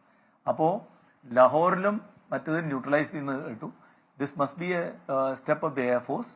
In any case it is a warning to Pakistan and then it will also help to keep our options open. നമുക്ക് നാളെ ഈ യുദ്ധത്തിന്റെ അടുത്ത ലെവലിലേക്ക് പോകണമെന്നുണ്ടെങ്കിൽ നമ്മളുടെ ഓപ്പറേഷൻ സിന്ദൂർ എന്ന് പറഞ്ഞത് ഒരു വാർണിംഗ് ആയിട്ടായിരുന്നു. We were very very constrained or we restrained ourselves on the operation. നമ്മൾ ചെയ്തത് വളരെ മെഷേർഡ് ആയിട്ടും വളരെ ഫോക്കസ്ഡ് ആയിട്ടും മിലിറ്റന്റ് ക്യാമ്പ്സ് മാത്രമാണ് അടിച്ചത്. നമ്മൾ മിലിറ്ററി ക്യാമ്പ്സോ സിവിലിയൻ പോപ്പുലേഷനോ ഡാമേജ് വരുത്താതിരിക്കാൻ നമ്മൾ പ്രത്യേകം ശ്രദ്ധിച്ചു. ഇതിന് അവർക്ക് പകരം ചോദിക്കാനായിട്ട് നമ്മുടെ ഇവിടെ മിലിറ്റന്റ് ക്യാമ്പ്സ് ഇല്ലാത്തതുകൊണ്ട് അവർക്ക് തിരിച്ചടിക്കാൻ പറ്റുന്നില്ല. ആദ്യം ഒരു ബോർഡർ ഏരിയയിൽ ഷെല്ലിംഗ് നടത്തി. നേരത്തെ പറഞ്ഞതുപോലെ പുഞ്ച് രജോരി സെക്ടറിൽ കണ്ട് 10-16 പാവപ്പെട്ട സിവിലിയൻസിനെ കൊന്നു. അതും എല്ലാവർക്കും അറിയായിരിക്കും. പക്ഷെ എന്നാലും ഞാൻ ഒന്നുകൂടെ പറയാൻ ആഗ്രഹിക്കുന്നു, punch Rajouri majority population Muslims ആണ്. ഈ പാകിസ്ഥാൻ മുസ്ലിംസിന് വേണ്ടിയാണ് യുദ്ധം ചെയ്യുന്നതെന്നും ഇത് എന്ന് പറഞ്ഞാണ് ചെയ്യുന്നത്. പക്ഷെ ഇന്നലെ മരിച്ച എല്ലാവരും, അതിൽ 3 കുട്ടികളും കുറച്ച് സ്ത്രീകളും ഉൾപ്പെടുന്നു, എല്ലാവരും മുസ്ലിംസ് തന്നെയാണ്. അപ്പോൾ അവർ നമ്മളുടെ മിലിറ്ററിക്ക് എതിരായിട്ട് വേണ്ട രീതിയിൽ അവർക്ക് കൗണ്ടർ മെഷേഴ്സ് എടുക്കാൻ പറ്റാത്തതുകൊണ്ട് നമ്മൾ നടത്തിയ ടെററിസ്റ്റിനെതിരായിട്ട് നടത്തിയ ഓപ്പറേഷന്റെ മറുപടി അവർ നമ്മുടെ സിവിലിയൻസിന് വേണ്ടിയാണ് ചെയ്തത്. നമ്മൾ അതിന് തിരിച്ച് മറുപടി കൊടുക്കുന്നുണ്ട്. ഐ എം ഷുവർ നമ്മുടെ ബോർഡർ ഏരിയാസിൽ deployed troops are all ready. അപ്പോൾ അതിന് പകരം now they have moved on to dealing with our forward airfields. അതിന്റെ മറുപടിയാണ് നമ്മളിപ്പോൾ ചെയ്തിരിക്കുന്നത്. ശരിയാവണ്ണം താങ്കൾ പറഞ്ഞു. ഇപ്പോൾ പഹൽഗാമിൽ ബൈസരൻവാലിയിൽ മതം ചോദിച്ച് വെടിവെച്ചു വന്നത് അവർക്ക് ഏതെങ്കിലും മതസ്നേഹമുള്ളതാണോ? അല്ല, രാജ്യത്തിനകത്ത് വർഗീയ കലാപം ഉണ്ടാക്കുന്ന ലക്ഷ്യത്തിലാണ്. ആ ലക്ഷ്യത്തിൽ അവർ ആദ്യം തോറ്റു. ആദ്യം അവർ മാരക പ്രഹരശേഷി പരാജയപ്പെട്ടു. അതിന് കാരണം എന്താണ്? ആക്രമണത്തിൽ കൊല്ലപ്പെട്ട ഈ പറഞ്ഞ ഇവിടുത്തെ എടപ്പള്ളി രാമചന്ദ്രൻ്റെ മകളടക്കം ഹിമാൻഷു അടക്കം അവർക്കെതിരെ അതിശക്തമായ ഭാഷയിൽ സംസാരിച്ചത് കണ്ടു. രാജ്യം മുഴുവൻ ഒറ്റക്കെട്ടായി നിൽക്കുന്നത് കണ്ടു. അതിനുശേഷം പൂഞ്ചി രജൌരി, അവർ ഭീകരവാദികളാണ് സാർ, അവർക്കെന്ത് മതം? ശ്രീ മോഹനപിള്ള, ബ്രിഗേഡിയർ മോഹനപിള്ള, ആദ്യം മുതൽ തന്നെ രാജ്യം അതിൻ്റെ സ്റ്റാൻഡ് കൃത്യം വ്യക്തമാക്കുന്നുണ്ട്. ഇപ്പോൾ ഓപ്പറേഷൻ സിന്ധുവിന് ശേഷം നടത്തിയ വാർത്താ സമ്മേളനത്തിൽ കേണൽ സോഫിയ ഖുറേഷിയും വിംഗ് കമാൻഡർ വ്യോമിക സിംഗും നടത്തിയ വാർത്താ സമ്മേളനത്തിൽ ഏറ്റവും അവസാനം നമ്മൾ പറഞ്ഞു എന്തുകൊണ്ട് നമ്മൾ ആക്രമിച്ചു, എന്തുകൊണ്ട് ഈ 9 കേന്ദ്രങ്ങൾ, ഈ 9 കേന്ദ്രങ്ങൾ എവിടെയൊക്കെ, അവിടെ ഉണ്ടായിരുന്നത് ആരൊക്കെ, അവിടെ ഉണ്ടായിരുന്ന പ്രവർത്തനങ്ങൾ എന്തൊക്കെ, ജംഗിൾ വാർഫെയറിൽ പരിശീലനം കൊടുക്കുന്നത് എവിടെ, സൂയിസൈഡ് അറ്റാക്കിൽ പരിശീലനം കൊടുക്കുന്നത് എവിടെ, അങ്ങനെ കൃത്യമായി ഈ പറഞ്ഞ ക്യാമ്പിനകത്തുള്ള ഒരാൾ പറഞ്ഞ പ്രസിഷനിൽ വാർത്താ സമ്മേളനം നടത്തി പറഞ്ഞ് നമ്മൾ ഏറ്റവും ഒടുവിൽ പറഞ്ഞ് അവസാനിപ്പിച്ചത് എങ്ങനെയാണ്? ഞങ്ങൾ നേരിട്ട വേദനയ്ക്ക് കണ്ട പരിഹാരമാണ്, ഞങ്ങൾ ഇനി ഒന്നിനുമില്ല, ഞങ്ങൾ ഇവിടെ നിൽക്കുന്നു, പക്ഷേ അടിച്ചാൽ ഞങ്ങൾ തിരിച്ചടിക്കും. ഇന്നിറങ്ങിയ വാർത്താ സമ്മേളനം നമ്മൾ പറയുന്നു ഞങ്ങൾ റെസ്ട്രെയിന് തയ്യാറാണ്, ഞങ്ങൾക്ക് സമാധാനമാണ് വലുത്, പക്ഷെ ഞങ്ങളുടെ സമാധാന ആഗ്രഹത്തെ നിങ്ങൾ ബഹുമാനിക്കണം, ഇല്ലെങ്കിൽ അടിച്ചാൽ തിരിച്ചടിക്കും. നമ്മൾ കാര്യം വളരെ വ്യക്തമായി പറയുന്നുണ്ട്. ഈ മുന്നറിയിപ്പ് ഏറ്റവും ഒടുവിൽ അവരുടെ ഖ്വാജ ആസിഫിൻ്റെ പ്രസ്താവന വരുന്നത് ഇങ്ങനെയാണ്, Shri Mohan Pillai: there is almost no way to reduce tensions and the conflict is reaching a dead end. ആ രാജ്യം അതിൻ്റെ വിനാശത്തിലേക്കുള്ള പോക്കിലേക്കാണെന്ന് മനസ്സിലാക്കണോ ഈ രാത്രി, ശ്രീ മോഹനപിള്ള? തീർച്ചയായിട്ടും അത് ബ്രീഫിങ്ങിൻ്റെ ഒരു കാര്യം കൂടി ഞാൻ അതോടൊന്ന് ആഡ് ചെയ്യട്ടെ.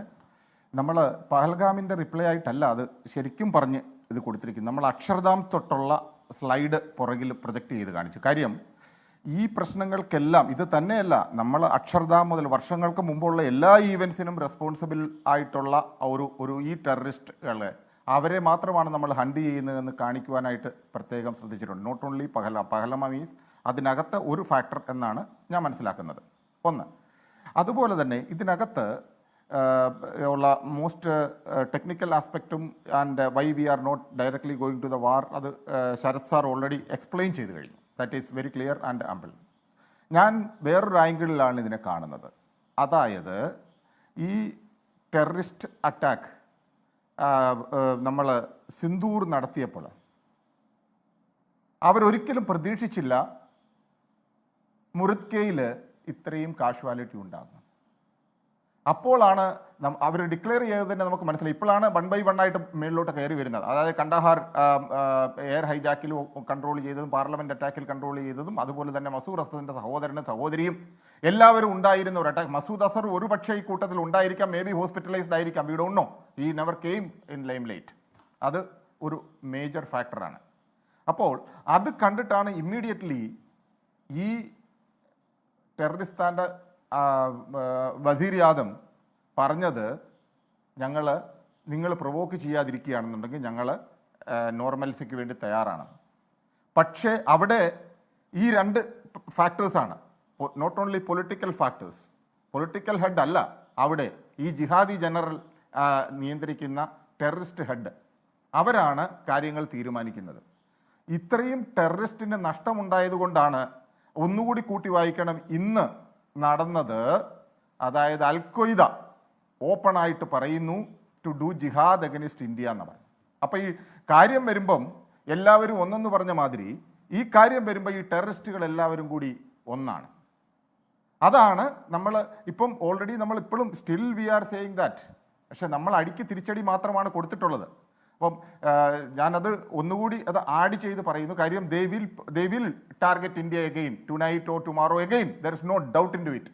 പക്ഷെ അതിന് മുമ്പ് തന്നെ നമ്മൾ ശരസാർ അത് ആഡ് ചെയ്തു. എയർപോർട്ടും എയർ സിസ്റ്റവും ആദ്യം തന്നെ ഫസ്റ്റ് സ്റ്റെപ്പ് എന്ന് പറയുന്നത് ന്യൂട്രലൈസ് ചെയ്യുക എന്നുള്ളതാണ്. അത് ന്യൂട്രലൈസ് ചെയ്തു.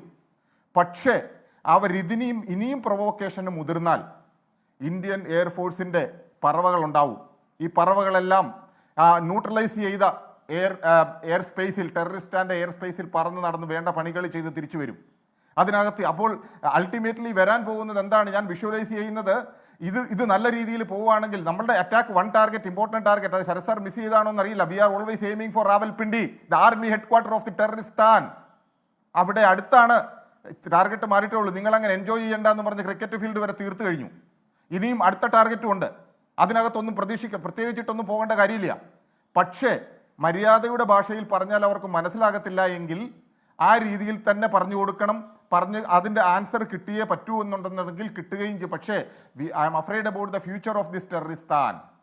എന്ത് സംഭവിക്കും? ഒരു സൈഡിൽ ഒന്ന് നിസ്സഹായമായി നിൽക്കുക ബലൂച്ചികളും മറ്റുള്ള ഇതിലും കൂടി ഇവരുടെ കണ്ടീഷൻ എന്താ എന്നോർത്ത് സ്വയം ദുഃഖിക്കുകയാണ് ചെയ്യുന്നത്. But at the same time we have to be very careful. Because വെറി പിടിച്ചു നിൽക്കുന്ന, വെട്ടാൻ പോകുന്ന പോത്തിന്റെ മുന്നിൽ പക്കാല പാടിയിട്ടൊരു കാര്യമില്ല എന്നൊരു ചൊല്ലുണ്ട് മലയാളത്തിൽ. അതുകൊണ്ട് അവർക്കൊന്നും മനസ്സിലാവത്തില്ല. ഇത് ഈ വെട്ടാൻ വരുന്ന പോത്താണ്. അപ്പോൾ അതിനെ ചെയ്യേണ്ട രീതിയിൽ തന്നെ ചെയ്തേ പറ്റുള്ളൂ. ചെയ്യേണ്ടത് ഇത് തന്നെയാണ്, അല്ലാതെ വേറെ ഒന്നുമല്ല. പക്ഷേ ഇപ്പോൾ ഞാൻ അഗൈൻ റിപ്പീറ്റ് ചെയ്യുന്നു, they may start with this thing, missile എല്ലാം ഉണ്ട്, ഒരു 20-25 at a time. But we may miss 1 or 2. then we may have to accept the calculated risk as such. അത് നമ്മൾ എടുക്കേണ്ടി വരും. നോട്ട് ഫുൾ പ്രൂഫ് അല്ല. കാര്യം ഇന്ത്യൻ ഡിഫൻസ് ഫോഴ്സസ് ഉണ്ടാക്കിയിരിക്കുന്ന ഈ അഗ്നി എന്ന് പറയുന്നത് ഇന്ത്യയിലെ ജനതയുടെ മൊത്തം രോഷാഗ്നിയാണ്. ടെററിസ്റ്റിനെതിരായിട്ടുള്ള നോട്ട് അഗൈൻസ്റ്റ് ടെററിസ്ഥാൻ. ആ രോഷാഗ്നിയിലെ ഈയാമ്പാറ്റകളെ പോലെ വന്ന് വീഴുകയാണ്, അവിടെ വെച്ച് തീരുവാണ്, ന്യൂട്രലൈസ് ചെയ്യുകയാണ്.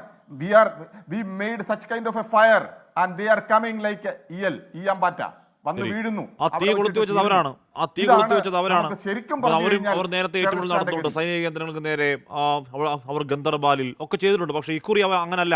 ഇക്കുറി എല്ലാ സീമകളും ലംഘിച്ചു. ഇക്കുറി പാവങ്ങൾ നിരപരാധികളായ 10-26 പേരെ പോയിന്റ് ബ്ലാങ്കിൽ വെടിവെച്ച് കൊന്നു. അവരുടെ നിസ്സഹായത അവർ ആസ്വദിച്ചു.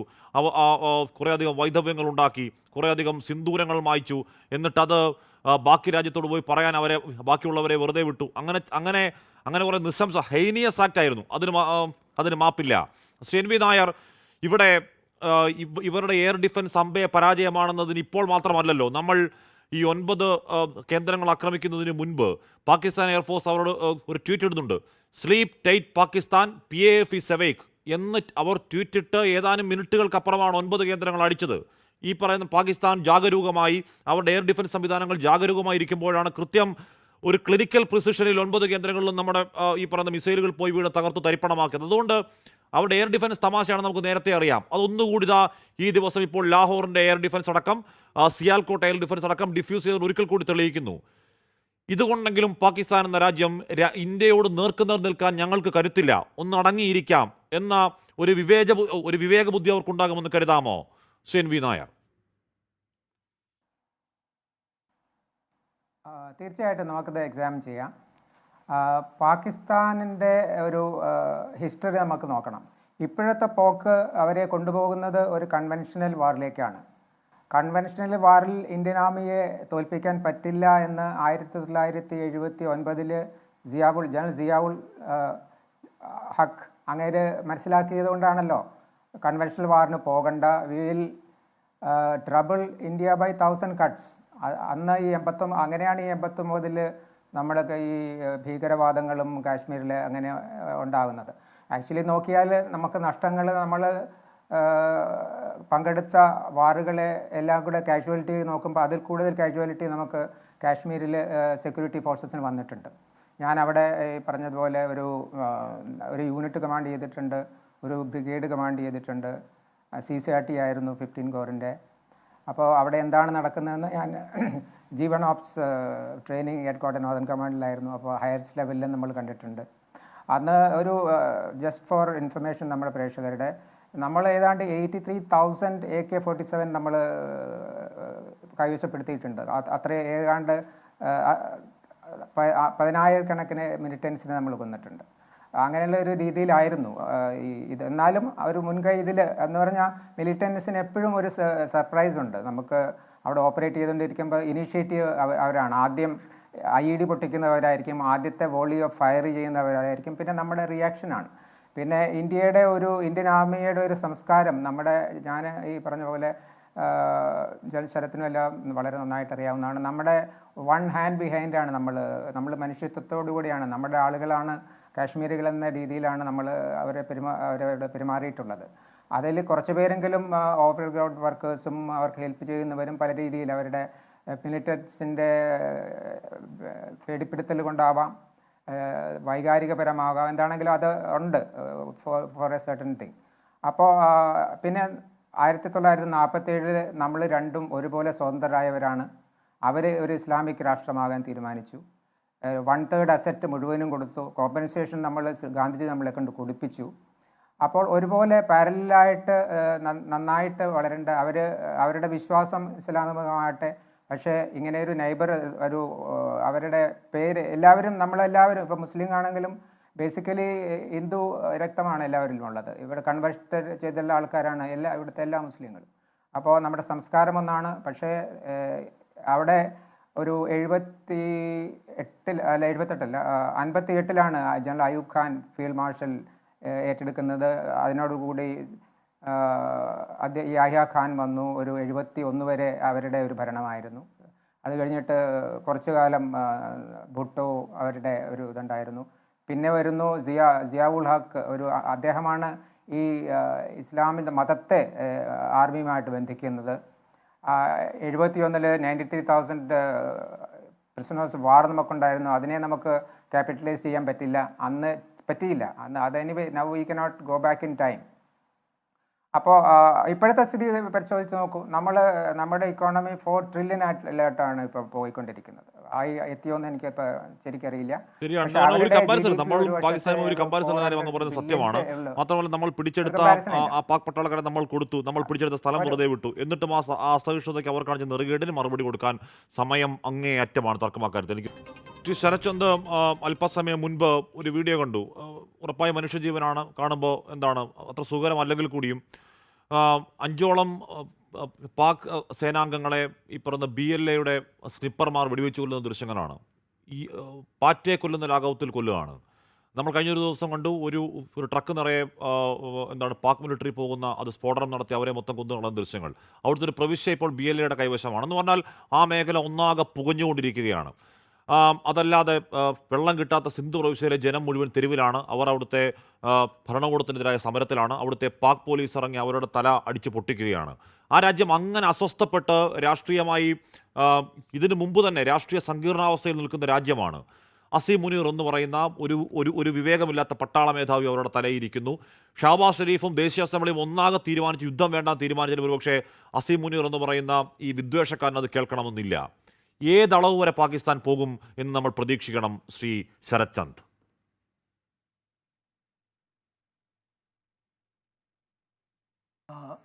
ഇതിന് മറുപടി പറയുന്നതിന് മുമ്പ് ഞാൻ ഒരു കാര്യം പറയാൻ ആഗ്രഹിക്കുന്നു.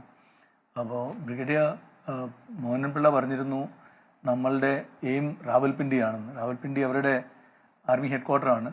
പക്ഷേ നമ്മൾ റാവൽപിണ്ടി എന്ന് പറയുന്നത് മേ ബി ക്യാൻ ബിക്കം എയർഫോഴ്സിൻ്റെ ഒരു ടാർഗറ്റ് ആവും. പക്ഷേ മിലിറ്ററി ഓപ്പറേഷൻസിന് ഒരു സ്പെസിഫിക് ഒരു ടാർഗറ്റ് അല്ല. മിലിറ്ററി ഓപ്പറേഷൻസ് അല്ലെങ്കിൽ നമ്മൾ രണ്ട് രാജ്യങ്ങൾ തമ്മിൽ യുദ്ധത്തിന് പോവുകയാണെങ്കിൽ it is with aim of achieving some particular result. ഒന്ന് സ്ഥലം പിടിച്ചടക്കാനായിരിക്കും, പക്ഷേ അതിനേക്കാളും കൂടുതൽ എന്തെങ്കിലും ഒരു ഒബ്ജക്റ്റീവ് നിറവേറ്റാനായിരിക്കും. അപ്പോൾ ഇങ്ങനെ ഒരു സിറ്റുവേഷനിൽ നമ്മൾ അവരുമായിട്ട് യുദ്ധത്തിൽ പോവുകയാണെങ്കിൽ ഒന്നുകിൽ അവരുടെ മിലിറ്ററിയെ ഒരു പാഠം പഠിപ്പിക്കുക, എന്ന് വെച്ചാൽ ഫ്രണ്ട് ലൈനിലുള്ള ട്രൂപ്സിനെ കാര്യമായിട്ട് കാഷ്വാലിറ്റീസ് ഉണ്ടാക്കുക, അല്ലെങ്കിൽ ഡാമേജസ് സഫർ ചെയ്യിക്കുക, അവരുടെ എയർഫോഴ്സിന് ഡാമേജസ് ഉണ്ടാക്കുക, അവരുടെ നേവിയെ ഡാമേജസ് ഉണ്ടാക്കുക, അവരുടെ നേവൽ ബ്ലോക്കേഡ് നടത്തുക. അപ്പോൾ എക്കണോമിയെ ഡീൽ ചെയ്യാൻ പറ്റും. അപ്പോൾ അങ്ങനെ ഏതെങ്കിലും ഒരു എയിം വെച്ചുകൊണ്ടായിരിക്കും നമ്മൾ യുദ്ധത്തിലേക്ക് പോകുന്നത്.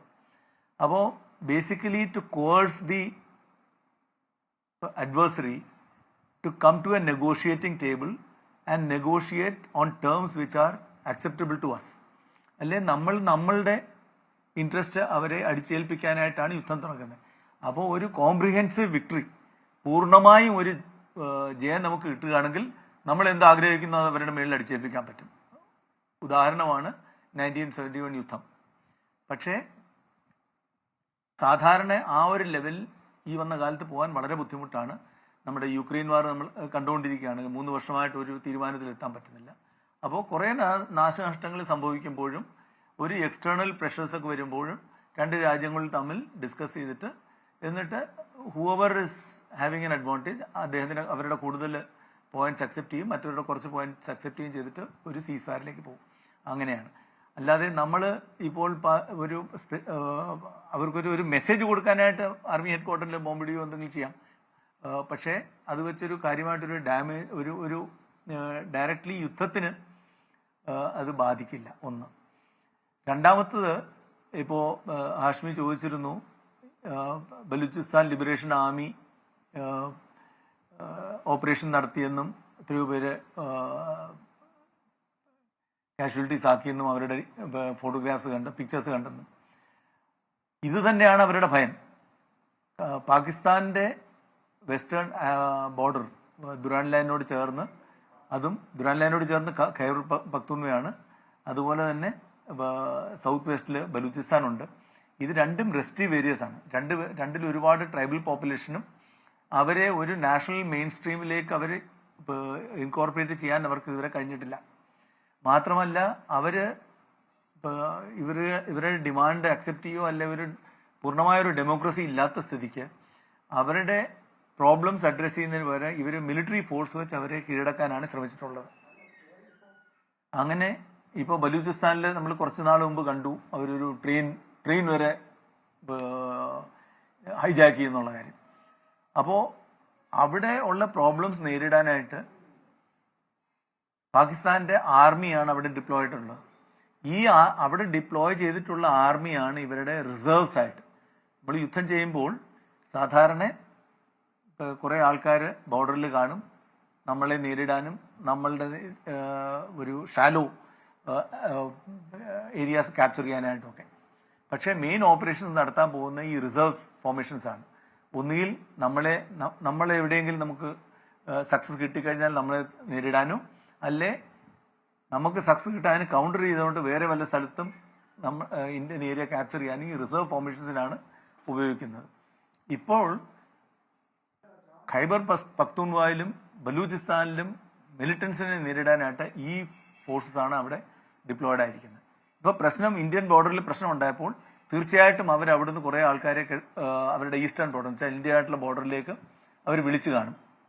അപ്പോൾ വിളിച്ചപ്പോൾ അവിടുത്തെ ട്രൂപ്പ് സ്ട്രെങ്ത് കുറഞ്ഞപ്പോൾ ഈ ബലൂചിസ്ഥാൻ ലിബറേഷൻ ആർമിക്ക് കുറെ കൂടെ ഓപ്പറേറ്റ് ചെയ്യാനുള്ള സൗകര്യം കിട്ടി. അതായിരിക്കും ഇത്. ഒന്ന്. രണ്ടാമത്തത്, നമ്മൾ ഒരു റോഗ് സ്റ്റേറ്റ് ആവുകയോ നമ്മൾ ടെററിസ്റ്റിനെ വളം വെച്ച് വളർത്തുകയോ ചെയ്തു കഴിഞ്ഞാൽ എല്ലാവരും നമ്മൾ പറയുന്നിടത്ത് നിൽക്കണമെന്നില്ല. അതുപോലെ പല ആൾക്കാരും നമുക്കെതിരായിട്ടും തുടങ്ങും. നമ്മളെന്ന് വെച്ചാൽ പാകിസ്ഥാൻ ഇതുപോലെ ഇന്ത്യക്കകത്ത് ടെററിസം പ്രോത്സാഹിപ്പിക്കുകയും സപ്പോർട്ട് ചെയ്യുകയും ഫണ്ട് ചെയ്യുകയും ഇന്റർനാഷണൽ ഏജൻസിയിൽ കൊണ്ടുപോവുകയും ചെയ്തു കഴിഞ്ഞാൽ ഇന്ത്യ വെറും കണ്ണടച്ചിരിക്കും എന്ന് പറയുന്ന വെറും ഒരു സ്വപ്നം മാത്രമായിരിക്കും. ഏതാനും കുറച്ച് വർഷങ്ങൾക്ക് മുമ്പ് പ്രൈം മിനിസ്റ്റർ മോദി തന്നെ റെഡ് ഫോർട്ടിൽ നിന്ന് പറഞ്ഞാണ് ഒരു ഇൻഡിപെൻഡൻസ് ഡേ സ്പീച്ചിൽ പാകിസ്ഥാനെ ഓർമ്മിപ്പിച്ചാണ്, നിങ്ങൾക്കും ബലൂചിസ്ഥാനും ഖൈബർ പഖ്തൂൺവ എന്ന സ്ഥലങ്ങളുണ്ട്, അവിടെയും ഇതുമാതിരി ഇൻസർജൻസി ഉള്ള സ്ഥലങ്ങളാണ്. അത് പറഞ്ഞ് അവർക്ക് അതിന്റെ ഉത്തരം എനിക്ക് മനസ്സിലായിട്ടുണ്ടെങ്കിൽ അവർക്ക് തീർച്ചയായിട്ടും ഉത്തരം മനസ്സിലായി കാണും. എന്ന് വെച്ചാൽ നമുക്കവിടെ ആക്റ്റീവ് റൂൾ ഇപ്പോഴുണ്ടെന്നല്ല പറയുന്നത്, അങ്ങനെ ഒരു ഓപ്ഷൻ നമ്മൾ റൂൾ ഔട്ട് ചെയ്യാൻ പാടില്ല. ഇപ്പോൾ നടന്ന ഇൻസിഡന്റ് അവിടെ നിന്നുള്ള ട്രൂപ്സ് കിഴക്കോട്ട് വന്നുകൊണ്ടായിരിക്കും, അവർ കുറെ കൂടെ ഫ്രീഡം ഓഫ് ആക്ഷൻ കിട്ടിയതുകൊണ്ടായിരിക്കും എന്നാണ് ഞാൻ വിശ്വസിക്കുന്നത്. കാശ്മീർ മനസ്സിലാക്കാനുള്ള ബുദ്ധിയും ബോധവും ഉണ്ടെങ്കിൽ ഇങ്ങനെയൊക്കെ ചെയ്യുമോ എനിക്കറിയില്ല സാർ. ഞാൻ അങ്ങനെയൊക്കെ എത്താം. സിയസ്റ്റിനി ഇവിടെ നമ്മളാരും വാർ മോങ്കറിങ് നടത്തുന്നില്ല, നമ്മളാരും ഇവിടെ യുദ്ധത്തിന് വേണ്ടി കൊതിക്കുന്നില്ല, നമ്മളാരും ഇവിടെ സാധാരണ പാകിസ്ഥാനികളുടെ രക്തം കൊതിക്കുന്നുമില്ല. അതുകൊണ്ട് ഏതെങ്കിലും തരത്തിലുള്ള യുദ്ധവിരുദ്ധ സാഹിത്യത്തിന് ഇവിടെ അത്രത്തോളം പ്രസക്തി ഈ സമയത്തുണ്ട് എന്നെനിക്കറിയില്ല. നമ്മളാരും യുദ്ധ കൊതിയന്മാരും അല്ലല്ലോ സിയസ്റ്റിനി ഇവിടെ. പക്ഷേ നമുക്ക് ഉറപ്പിക്കേണ്ട ഒരു കാര്യമുണ്ട്. ഇപ്പോൾ അവിടുത്തെ വ്യാജങ്ങൾക്ക് പിന്നാലെ വ്യാജം തള്ളിവിടുന്ന അവിടുത്തെ ഉടായ്പ് അവിടുത്തെ ഫേക്കായിട്ടുള്ള ഈ പറഞ്ഞ സൈബർ ഹാൻഡിലുകൾ പോലും അവരുടെ ഒരു നിരപരാധി ഒരു സിവിലിയൻ കൊല്ലപ്പെട്ട കാര്യം പറയുന്നില്ല, കള്ളം പറയുന്നില്ല അക്കാര്യത്തിൽ. അങ്ങനെ ഉണ്ടായിട്ടില്ല. നമുക്ക് നഷ്ടപ്പെട്ടത് ബൈസരൺ വാലിയിൽ 26 പേർ, അവിടെ പൂഞ്ച് മേഖലയിൽ 16 പേർ, 42 പാവങ്ങൾ നമുക്ക് നഷ്ടമായി. നമുക്കിനി ഒരു നിരപരാധിയുടെ ചോര ഇവിടെ അസീം മുനീറിൻ്റെ ദുഷ്ടബുദ്ധിയിൽ ഒഴുക്കാൻ കഴിയില്ല. 1000 ഗഡ് ഡോക്ടറിൻ എന്ന് പറയുന്ന രാഷ്ട്ര ശരീരത്തിൽ പിന്നെയും വെട്ടേപ്പിച്ച് ചോര വാർത്തിരിക്കാൻ നമുക്കിനി കഴിയില്ല. ശ്രീ കേണലിസ്റ്റ്, ഇനി നമുക്ക് സമാധാനമായി ഒരു ടൂറിസ്റ്റ് കേന്ദ്രത്തിൽ പോയി ഒരു ചായ കുടിച്ചിരിക്കാൻ കഴിയില്ല. എപ്പോൾ വരും അസീം മുനീറിൻ്റെ ബോംബ് എന്ന് ഭയന്നിരിക്കാൻ നമുക്ക് കഴിയില്ല. നമുക്കിനി സമാധാനമായിട്ട് ഈ രാജ്യത്ത് ജീവിക്കണം. ഇത് അതിനുള്ളൊരു അവസരമാണ് ശ്രീ എസ് ടി. അവരുടെ വ്യോമ പ്രതിരോധ സംവിധാനങ്ങൾ തകർത്തിരിക്കുന്നു. അത് ലാഹോറിൽ മാത്രമല്ല സിയാൽകോട്ടിലും ഉണ്ടായിട്ടുണ്ട്. പാകിസ്ഥാനായിട്ട് അവരുടെ ശവക്കുഴി തോണ്ടാനുള്ള ഒരുക്കത്തിലാണ് എന്ന് തോന്നുന്നുണ്ടോ ശ്രീ എസ് ടി? തീർച്ചയായിട്ടും ശ്രീ ഹാഷ്മി പറഞ്ഞ കുറെ കാര്യങ്ങൾ അത് ശരി തന്നെയാണ്. അതായത് അവർ തന്നെ അവരുടെ ഒരു ഗ്രേവ് യാർഡ് ചെയ്തുകൊണ്ടിരിക്കുക എന്ന് വേണമെങ്കിൽ നമുക്കത് പറയാൻ പറ്റും. തീർച്ചയായിട്ടും. കാരണം ഇന്ന് നമ്മളെ ഭാരതത്തിൽ പണ്ട് എല്ലാവർക്കും ഒരു ആശങ്ക ഉണ്ട്. അതായത് നമ്മളെ മനുഷ്യൻ ഒരു വിലയില്ല, അല്ലെങ്കിൽ ജീവൻ പോയി കഴിഞ്ഞാൽ ഒരു വിലയില്ല എന്നുള്ളൊരു തോന്നൽ നമുക്കുണ്ടായിരുന്നു ഒരു കാലത്ത്. പക്ഷെ ഇന്ന് അങ്ങനല്ല. ഇന്ന് ഓരോ ജീവനും, ഭാരതത്തിന്റെ ഓരോ പൗരന്മാരുടെ ജീവനും നമുക്ക് വിലപ്പെട്ടതാണ്. അതുകൊണ്ട് പ്രത്യേകിച്ച് മിലിറ്ററി യൂണിഫോം ഇടാത്ത ആളുകളുടെ ജീവൻ വില കൊടുക്കുന്ന കാരണം വെച്ചാൽ അവരതൊന്നും ഇതിനകത്ത് ഭാഗമല്ല. ഇപ്പം സൈന്യത്തിലുള്ള ഒരാളാണെങ്കിൽ ഓക്കെ ഫൈൻ, അതൊരു ഫൈറ്റിന്റെ ഭാഗമായിട്ടൊക്കെ അവർക്ക് ചെയ്യാം. അതിനകത്ത് ടെററിസം ഒക്കെ അതിന്റെ ഭാഗമായിട്ട് വരും. പക്ഷെ ഒരു കാരണവശാലും ഒരു ഫാമിലി ആയിട്ട് പോയി അവിടെ ഒരു കുറച്ച് സമയം ചെലവഴിക്കാൻ വേണ്ടി പോയവരെ മതത്തിന്റെ പേരിൽ മാറ്റി നിർത്തി സ്വന്തം കുടുംബത്തിന് മുമ്പിൽ വെച്ചിട്ട് വെടിവെക്കുന്നത് ഇന്ത്യയെ പോലുള്ള ഭാരതത്തിനെ പോലുള്ള ഒരു രാജ്യത്തിന് ഒട്ടും നമുക്ക് അംഗീകരിക്കാൻ പറ്റാത്ത കാര്യം തന്നെയാണ്. നമ്മളിപ്പം വികസനം വേണം, അല്ലെങ്കിൽ നമുക്ക് ഡെവലപ്മെന്റ് മറ്റു കാര്യങ്ങളൊക്കെ വേണമെന്ന് പറയുമ്പോൾ സമാധാനവും വേണം. നമുക്ക് സമാധാനം ഇല്ലാതെ നമ്മൾ മറ്റു കാര്യങ്ങൾ എങ്ങനെയാണ് ചെയ്യുന്നത്? ഇത് ഇന്നും തുടങ്ങിയതൊന്നും അല്ല ശ്രീ ഹാഷ്മി. ഇത് ചാണക്യന്റെ സമയം തൊട്ടേ അറിയാം. ഈ ഡെവലപ്മെന്റ് വേണം, നമുക്ക് സുരക്ഷയും വേണം. അപ്പൊ ഇത് രണ്ടും ഒരുമിച്ചേ പോകാൻ പറ്റത്തുള്ളൂ. സുരക്ഷ ഇല്ലാതെ നമ്മൾ എത്ര വികസനമായാലും ശരി നമുക്ക് നടക്കത്തില്ല. ഭാരതം നല്ല രീതിയിൽ കുതിച്ചു മുന്നോട്ട് പോവുകയാണെങ്കിൽ അതിനെ നിലനിർത്താൻ വേണ്ടി, അതിന്റെ സുരക്ഷ നിലനിർത്താൻ വേണ്ടി ഇന്നലെ ഓപ്പറേഷൻ സിന്ദൂർ പോലുള്ള ഓപ്പറേഷൻ 100% ആവശ്യമാണ്. അല്ലാതെ നമ്മളെല്ലാവരും ഒരു യുദ്ധത്തിലേക്ക് പോകാനൊന്നും ആർക്കും താല്പര്യമില്ല. ഒരു ഇന്ത്യനും അത് ഏറ്റവും ഹയസ്റ്റ് ലെവലിൽ തൊട്ട് ഏറ്റവും സാധാരണക്കാർ ആളുകൾക്ക് ആർക്കും താല്പര്യമില്ല ഭാരതത്തിന് ഒരു യുദ്ധത്തിലേക്ക് പോകാൻ. പക്ഷെ നമ്മളെ സുരക്ഷ നമുക്ക് ചെയ്യേണ്ടേ, അതിനുവേണ്ടി നമ്മൾ ചെയ്യേണ്ട ആക്ഷൻസ് നമ്മൾ എടുത്തേ പറ്റൂ. അങ്ങനെ എടുത്ത ഒരു ആക്ഷന്റെ നോക്കൂ എന്താണ് പറ്റിയെന്ന്. ഇന്നലെ ആ ഓഫീസേഴ്സ് 2 പേരും, കാരണം സോഫിയ ഖുറേഷിയും വിംഗ് കമാൻഡർ വ്യോമിക സിംഗും വളരെ വ്യക്തമായിട്ട് ആ ബ്രീഫിംഗ് ഓപ്പറേഷൻ സിന്ദൂർ കഴിഞ്ഞ് പറഞ്ഞു, ഇത് സിവിലിയൻസിനെ ടാർഗറ്റ് ചെയ്യുന്നതല്ല, ഇത് മിലിറ്ററി ടാർഗറ്റ്സ് അല്ല, ഇത് ഭീകരവാദത്തിന് എഗെയിൻസ്റ്റ് ആയിട്ടുള്ള വളരെ സ്പെസിഫിക് ആയിട്ടുള്ള ഇന്റലിജൻസ് ബേസ്ഡ് ആയിട്ട് ഓപ്പറേഷൻ ആണ്. എന്നിട്ട് അവർ അതിന്റെ കൂടെ ലൈൻ കൂടെ ആഡ് ചെയ്തു, ഇത് നോൺ എസ്കലേറ്ററി ആണ്, ഞങ്ങൾ ഇതിനെ അടുത്ത ലെവലിലേക്ക് കൊണ്ടുപോകാൻ താല്പര്യമില്ല എന്ന് പറഞ്ഞു. അപ്പൊ അത് കഴിഞ്ഞിട്ടാണ് ഇന്ന് രാവിലെ പാകിസ്ഥാൻ ഇത്രയും അറിഞ്ഞിട്ട് പോലും, ഇങ്ങനെ ഒരു രീതിയിൽ നിന്നിട്ട് പോലും നമ്മുടെ 15 മിലിറ്ററി ഇൻസ്റ്റലേഷൻസിനെ അവര് ഡ്രോൺസും മിസൈൽസും വെച്ച് ടാർഗറ്റ് ചെയ്യാൻ വേണ്ടി ഒരു ശ്രമം നടത്തിയത്. ഒന്ന് ആലോചിച്ച് നോക്കും. നമ്മൾ അവരുടെ മിലിറ്ററി തൊട്ടില്ല, അവർ നമ്മളെ മിലിറ്ററി ടാർഗറ്റ്സിന് വേണ്ടി ഇങ്ങോട്ട് വരികയാണ്. അത് നമ്മുടെ എഫക്റ്റീവ് ആയിട്ടുള്ള എയർ ഡിഫൻസ് സിസ്റ്റം ഉണ്ടായതുകൊണ്ട്, S-400 ആയാലും ശരി മറ്റ് സിസ്റ്റം ഉണ്ടായതുകൊണ്ട് ഒരൊറ്റ മിസൈൽ അല്ലെങ്കിൽ ഡ്രോൺ നമ്മളെ ഒന്നും ചെയ്തില്ല. പക്ഷെ അതിന് വേണ്ടി തിരിച്ച് നമ്മൾ വീണ്ടും ഒരു സ്ട്രൈക്ക് ചെയ്തു. ആ സ്ട്രൈക്കിന്റെ ഭാഗമായിട്ടാണ് ലാഹോറിലെ എയർ ഡിഫൻസ് സിസ്റ്റം എടുത്തു കളഞ്ഞത്. ഇപ്പൊ രാവൽപിണ്ടിയിലെ ഡ്രോൺ ഒക്കെ എവിടെ നിന്നാണ് വന്നതെന്ന് നമുക്കറിയാൻ പറ്റില്ല. കാരണം പാകിസ്ഥാന്റെ ഉള്ളിൽ തന്നെ ധാരാളം പ്രശ്നം നടക്കുകയാണ്. ബലൂചിസ്ഥാന്റെ ഫൈറ്റേഴ്സ് ചെയ്യുന്നുണ്ട്, അല്ലാതെ പഷ്തൂന്റെ ആളുകളുണ്ട്, തെഹ്രീക്ക് താലിബാൻ പാകിസ്ഥാനുണ്ട്. അപ്പം എന്താ പറയുക, ഈ ഒരു പ്രശ്നത്തിനിടയ്ക്ക് ആരൊക്കെ അവരുടെയൊക്കെ അജണ്ടാസ് നടപ്പാക്കുന്നത് നമുക്കറിയത്തില്ല. പക്ഷെ ഒരു കാര്യം ക്ലിയർ ആണ്, ഇന്നത്തെ പ്രസ് മീറ്റിംഗിലും ഇതേ കാര്യം തന്നെ വീണ്ടും പറഞ്ഞു, നിങ്ങൾ എന്താണോ ചെയ്തത് അതേ പ്രൊപ്പോർഷനിൽ ഞങ്ങൾ തിരിച്ചു ചെയ്തിട്ടുണ്ട്. ഞങ്ങൾ വീണ്ടും പറയുന്നു, ഞങ്ങൾ ഇത് എസ്കലേറ്ററി ചെയ്യാൻ ഉദ്ദേശിക്കുന്നില്ല. ഞങ്ങളെ ഭീകരവാദത്തിന് എഗെയിൻസ്റ്റ് ആയിട്ടുള്ള ഒരു ആക്ഷൻ എടുത്തു. ഇത് കഴിഞ്ഞിട്ടും പാകിസ്ഥാൻ സൈന്യം പഠിച്ചില്ലെങ്കിൽ അത് സത്യം പറഞ്ഞാൽ അതപ്പോ അവർ ഇനി ഈ ഒരു വേറൊരു ഓപ്പറേഷൻ സിന്ദൂർ ഇൻ പ്രോഗ്രസ് ആണ്. ഈ ഓപ്പറേഷൻ ഒരു ദിവസം കൊണ്ട്, ഇന്നലത്തോണ്ടോ ഇന്നുകൊണ്ടോ തീർന്നില്ല. ഇത് നമുക്ക് എപ്പോഴും അവർ ചെയ്യുന്നു അതിന്റെ രീതിയിലേക്ക് റെസ്പോണ്ട് ചെയ്യാൻ പറ്റുന്ന രീതിയിൽ തന്നെയാണ് ഈ ഓപ്പറേഷൻ പൊയ്ക്കൊണ്ടിരിക്കുന്നത്. അതുകൊണ്ടാണ് ഇന്ന് കേണൽ സോഫിയ ഖുറേഷിയും colonel wing commander Vyomika Singh ഇന്ന് കോമ്പാറ്റ് ഡ്രസ്സിലേക്ക് വന്നത്. അപ്പൊ ആ കോമ്പാറ്റ് ഡ്രസ്സിന്റെ അർത്ഥം തന്നെ ദേ ആർ ഇൻ ഓപ്പറേഷൻ. അതായത് അതിനകത്ത് യാതൊരു സംശയമില്ല. അപ്പൊ അത് തന്നെയാണ് പ്രൈം മിനിസ്റ്റർ പറഞ്ഞത്, ദിസ് ഇസ് ഒരു ഒറ്റ ദിവസം കൊണ്ടുള്ള കഴിയാന്നുള്ള ഓപ്പറേഷൻ അല്ല. ആൻഡ് പാകിസ്ഥാൻ സൈന്യത്തിന്റെ ഏറ്റവും വലിയൊരു ഫാക്ടർ എന്ന് പറഞ്ഞാൽ അവരുടെ ഒരു ഇറാഷണാലിറ്റി ഉണ്ട്. അതായത് ബാക്കിയുള്ളവരെല്ലാം ബുദ്ധിപരമായിട്ട് ചിന്തിക്കുമ്പോൾ അവർ ഒരു രീതിയിലും ബുദ്ധിപരമായിട്ടല്ല, നാളത്തെ ഭവിഷ്യത്തിൽ നോക്കിയിട്ടല്ല അവർ ഇന്ന് പ്രവർത്തിക്കുന്നത്. അത് അവരുടെ ചരിത്രം തന്നെയാണ്. കാർഗിൽ പ്ലാൻ ചെയ്തപ്പോൾ കാർഗിൽ കഴിഞ്ഞിട്ട് എന്ത് ചെയ്യും, അല്ലെങ്കിൽ കാർഗിലിന്റെ ഫെയിലിയർ ആയ എന്താവും എന്നുള്ള ഒരു ചിന്തയും അവർക്കില്ലായിരുന്നു. ഓരോ പ്രാവശ്യവും അവർ പാകിസ്ഥാനെ കുറിച്ച് പറയാറുണ്ട്, അവർ ഏറ്റവും ബെസ്റ്റ് ഇനിഷ്യേറ്റേഴ്സ് ആണ്, തുടങ്ങുന്ന വളരെ ഗ്രാൻഡ് ആയിട്ട് തുടങ്ങും. പക്ഷെ അത് കഴിഞ്ഞാൽ പിന്നീട് അവർക്ക് എങ്ങനെയാണ് ഹാൻഡിൽ ചെയ്യണമെന്ന് അറിയത്തില്ല. ഇപ്പോഴും അവരുടെ ഈ ഓപ്പറേഷൻസിനൊക്കെ തരുന്ന സൂചന അത് തന്നെയാണ്. അവർക്ക് എന്ത് ചെയ്യണമെന്ന് അറിയാത്ത രീതിയിലാണ് അവർ ലൈൻ ഓഫ് കൺട്രോളിൽ പാവപ്പെട്ട സിവിലിയൻസിനെയാണ് ടാർഗറ്റ് ചെയ്യുന്നത്. ഊരി ആ ഏരിയയിൽ, പുഞ്ച് ഏരിയയിലൊക്കെ അവർക്ക് വേണമെങ്കിൽ അവിടെയും ആർമിയെ മാത്രം ടാർഗറ്റ് ചെയ്യാം. പക്ഷെ അതല്ല, അവർ റേഞ്ച് എക്സ്റ്റെൻഡ് ചെയ്തിട്ട് അവിടുത്തെ സലാമാബാദ് എന്നൊക്കെ പറയുന്ന സ്ഥലത്തും അല്ലെങ്കിൽ ആ ഏരിയയിലുള്ള അവിടെയാണ് ടാർഗറ്റ് ചെയ്യുന്നത്. അതുപോലെ തന്നെ കുപ്വാഡയിൽ എന്താ പറയുക, ചൌക്കി ബല്ല് വരെയുള്ള സ്ഥലത്ത് അവർ ടാർഗറ്റ് ചെയ്യുന്നുണ്ട്. അപ്പം കൃത്യമായിട്ട് സൈന്യത്തിനെ നേരിടാൻ പറ്റത്തില്ല. അവരുടെ ഹാൾമാർക്ക് അല്ലെങ്കിൽ അവരുടെ സ്പെഷ്യാലിറ്റി എന്ന് പറഞ്ഞാൽ സിവിലിയൻസിനെ ടാർഗറ്റ് ചെയ്യുക. ആ സിവിലിയൻസിനെ ലൈൻ ഓഫ് കൺട്രോളിലായാലും ശരി, ഭീകരവാദമായാലും ശരി, അതാണ് അവരുടെ സ്റ്റൈൽ.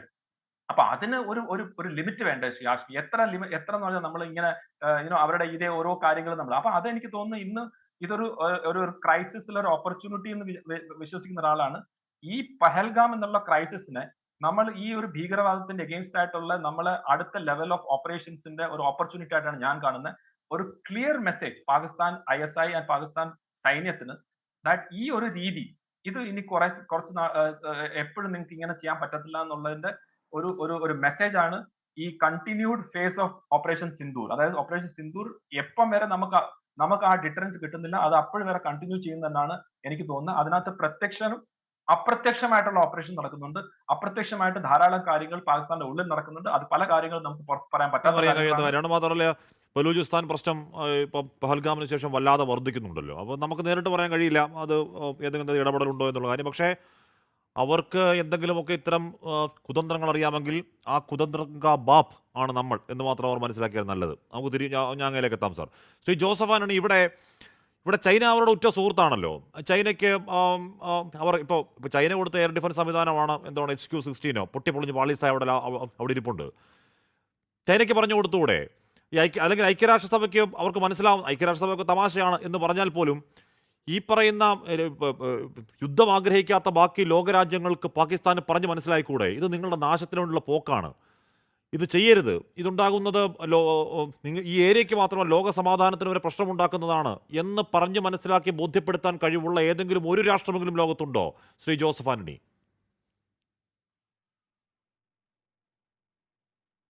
നമ്മൾ ഒരാളെ അഡ്വൈസ് ചെയ്യുമ്പോൾ ഈ ആളിന് ഈ സുബോധമുണ്ടെങ്കിലാണ് ആ ആളിന് അത് തിരുത്താൻ കഴിയുക.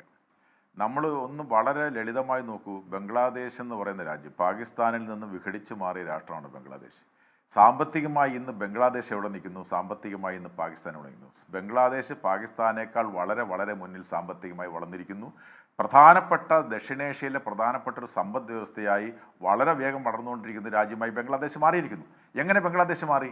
ബംഗ്ലാദേശ് അങ്ങനെ വളർന്നു മാറാനുള്ള കാരണം ബംഗ്ലാദേശിന് ഒരു ലക്ഷ്യത്തോടു കൂടി സഞ്ചരിക്കുന്ന ഒരു ഗവൺമെൻറ്റും ഉണ്ടായി. അവിടുത്തെ പട്ടാളത്തെ വളരെ മെച്ചപ്പെട്ട തരത്തിൽ പട്ടാള ഭരണം അവിടെ ഉണ്ടായിട്ടുണ്ടെങ്കിലും പട്ടാളത്തിന് അങ്ങനെ വലിയ മേൽക്കൈ കൊടുക്കാതെ രാജ്യം സാമ്പത്തികമായി വളരണം എന്ന് പറയുന്ന ജനാധിപത്യ പ്രക്രിയ അവിടെ ശക്തിപ്പെട്ടതുകൊണ്ടാണ് ആ രാജ്യത്തിന് അങ്ങനെ വളരാനായിട്ട് കഴിഞ്ഞത്. എന്നാൽ ഇവിടെ എന്താ സംഭവിക്കുന്നത്? ഇവിടെ സംഭവിക്കുന്നത് പാകിസ്ഥാൻ എന്ന് പറയുന്നത് ഒരു വൺ ഡൈമെൻഷണൽ രാജ്യമാണ്. ആ വൺ ഡൈമെൻഷണൽ രാജ്യം അവിടുത്തെ രാഷ്ട്രീയ നേതൃത്വത്തെയും അവിടുത്തെ സൈനിക നേതൃത്വത്തെയും നിയന്ത്രിക്കുന്നത് ഒരു അജണ്ടയാണ്. ആ അജണ്ട എന്ന് പറയുന്നത് കാശ്മീരാണ്. ആ രാഷ്ട്രീയ നേതൃത്വം മുന്നോട്ട് വയ്ക്കുന്ന കാശ്മീർ എന്ന് പറയുന്ന അജണ്ടയെ നടപ്പിലാക്കുന്നതിന് വേണ്ടിയിട്ട് അവർ ആശ്രയിക്കുന്ന ആരെയാണ്? സേനയാണ്. സേന എന്താണ് ചെയ്യുന്നത്? സേനയുടെ പ്രധാനപ്പെട്ട ആയുധം എന്ന് പറയുന്നത് പ്രോക്സി ഓപ്പറേഷനാണ്. അതായത് ഭീകരന്മാരെ പരിശീലിപ്പിച്ച് കടത്തിവിട്ടുകൊണ്ട് അവരെ കൊണ്ട് ആക്രമണം നടത്തിക്കുക എന്നുള്ളതാണ്. അങ്ങനെയുള്ള ആക്രമണം നടത്തിക്കുന്ന ഒരു രാജ്യത്തിനെ ആരുപദേശിച്ചാലാണ്? നമുക്കറിയാമല്ലോ, പാകിസ്ഥാൻ എന്ന് പറയുന്ന രാജ്യം ഭീകരതയുടെ ഹെഡ്ക്വാർട്ടേഴ്സായി മാറിയിരിക്കുന്നു എന്ന് ലോക സമൂഹം അംഗീകരിച്ചപ്പോഴാണല്ലോ അവരെ ഈ ഫിനാൻഷ്യൽ ആക്ഷൻ ടാസ്ക് ഫോഴ്സിനകത്ത് ഉൾപ്പെടുത്തി സാമ്പത്തിക സഹായം നിർത്തുന്ന ഘട്ടം വരെ എത്തിയത്. എന്ന് മാത്രമാണോ ലോകത്ത് ഈ അമേരിക്ക ഉൾപ്പെടെ ഐക്യരാഷ്ട്ര സംഘടന ഉൾപ്പെടെ ഭീകരന്മാരായി പ്രഖ്യാപിച്ചിരിക്കുന്നവരാണല്ലോ മസൂദ് അഷറും ഈ പറഞ്ഞ ബാക്കിയുള്ള ഭീകരന്മാരെല്ലാം. അപ്പോൾ അവർക്കെല്ലാം സുരക്ഷ ഉറക്കി, അതായത് ലോകം ആരെയാണോ ഭീകരന്മാരായി വളരെ പ്രധാനമായി പ്രഖ്യാപിച്ചിരിക്കുന്നത് അവർക്ക് എല്ലാവിധ സുരക്ഷയും കൊടുക്കുന്ന അവരുടെ പ്രയോറിറ്റി അതാണ്. അതായത് പാകിസ്ഥാൻ എന്ന് പറയുന്ന രാജ്യത്തിലെ ജനതയല്ല, അവർക്കല്ല സംരക്ഷണം കൊടുക്കേണ്ടത്. അവർക്ക് തന്നെ പിന്നെ കുരിശായി മാറുന്ന, അവർക്ക് തന്നെ അപകടമായി മാറുന്ന ഈ ഭീകരന്മാർക്ക് സംരക്ഷണം കൊടുക്കുക എന്ന അവസ്ഥയിലേക്ക് അവരുടെ പ്രയോറിറ്റി അതാണ്. അപ്പോൾ അങ്ങനെ പ്രയോറിറ്റി വരുമ്പോൾ സ്വാഭാവികമായിട്ടും ആ രാജ്യം വളരുകയല്ല, ആ രാജ്യം നശിക്കുകയാണ് ചെയ്യുന്നത്. അങ്ങനെയുള്ള സാഹചര്യത്തിൽ നമുക്കറിയാം, അത് ചൈനയാവട്ടെ, അമേരിക്കയാവട്ടെ, മറ്റേതെങ്കിലും രാജ്യമാവട്ടെ, ഇവരെ പരമാവധി ഉപയോഗിക്കുന്ന സ്ഥലത്തിലേക്കാണ് വന്നിരിക്കുന്നത്. നമുക്കറിയാം ഇപ്പോൾ ചൈനയും ഈ പാകിസ്ഥാനും തമ്മിലുള്ള ബന്ധത്തെക്കുറിച്ച് പറയുന്നത് അയൺ ക്ലാഡ് റിലേഷൻഷിപ്പ് എന്നാണ്. ഈ അയൺ ക്ലാഡ് റിലേഷൻഷിപ്പ് കൊണ്ട് പാകിസ്ഥാന് എന്താണ് മെച്ചമുണ്ടാകുന്നത്?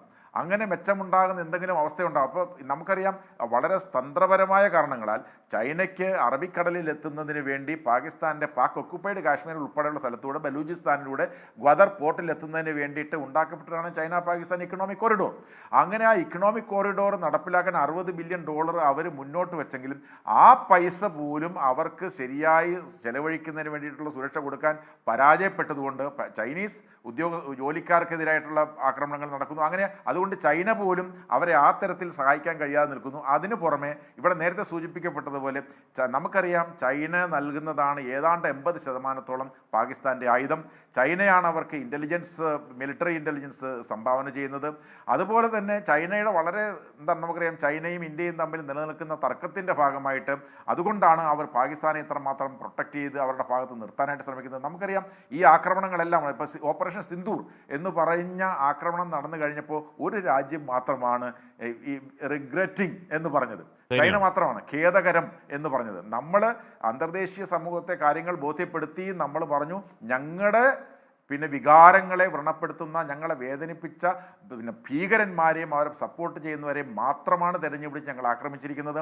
അതുകൊണ്ട് ഈ അറ്റാക്കിന് ശേഷം അവരുടെ എയർ ഡിഫൻസ് പൊളിഞ്ഞ ശേഷം ചൈനയിൽ നിന്ന് കാര്യമായി അനക്കൊന്നുമില്ല. ഞാൻ അങ്ങനെയൊക്കെ എത്താം. ശ്രീ ബ്രിഗേഡ് മോഹൻപിള്ള, ഇവിടെ ചില പാക് മാധ്യമങ്ങൾ പറയുന്നുണ്ട് ഇസ്ലാമാബാദ് ഇറാനിൽ നിന്നും 2500 കിലോമീറ്റർ ദൂരപരിധിയുള്ള ഷഹീദ് 136 മിസൈൽ വാങ്ങാൻ പോകുന്നു എന്ന് പറയുന്നുണ്ട്. സ്ഥിരീകരിക്കാൻ കഴിയുന്നതാണോ എന്നറിയില്ല. അവരുടെ പാക് പ്രധാനമന്ത്രി എന്തോ ഉന്നതലോ ഇപ്പോൾ വിളിച്ചിട്ടുണ്ട്. എന്തിനുള്ള ഒരുക്കമാണെന്ന് ആ രാജ്യം?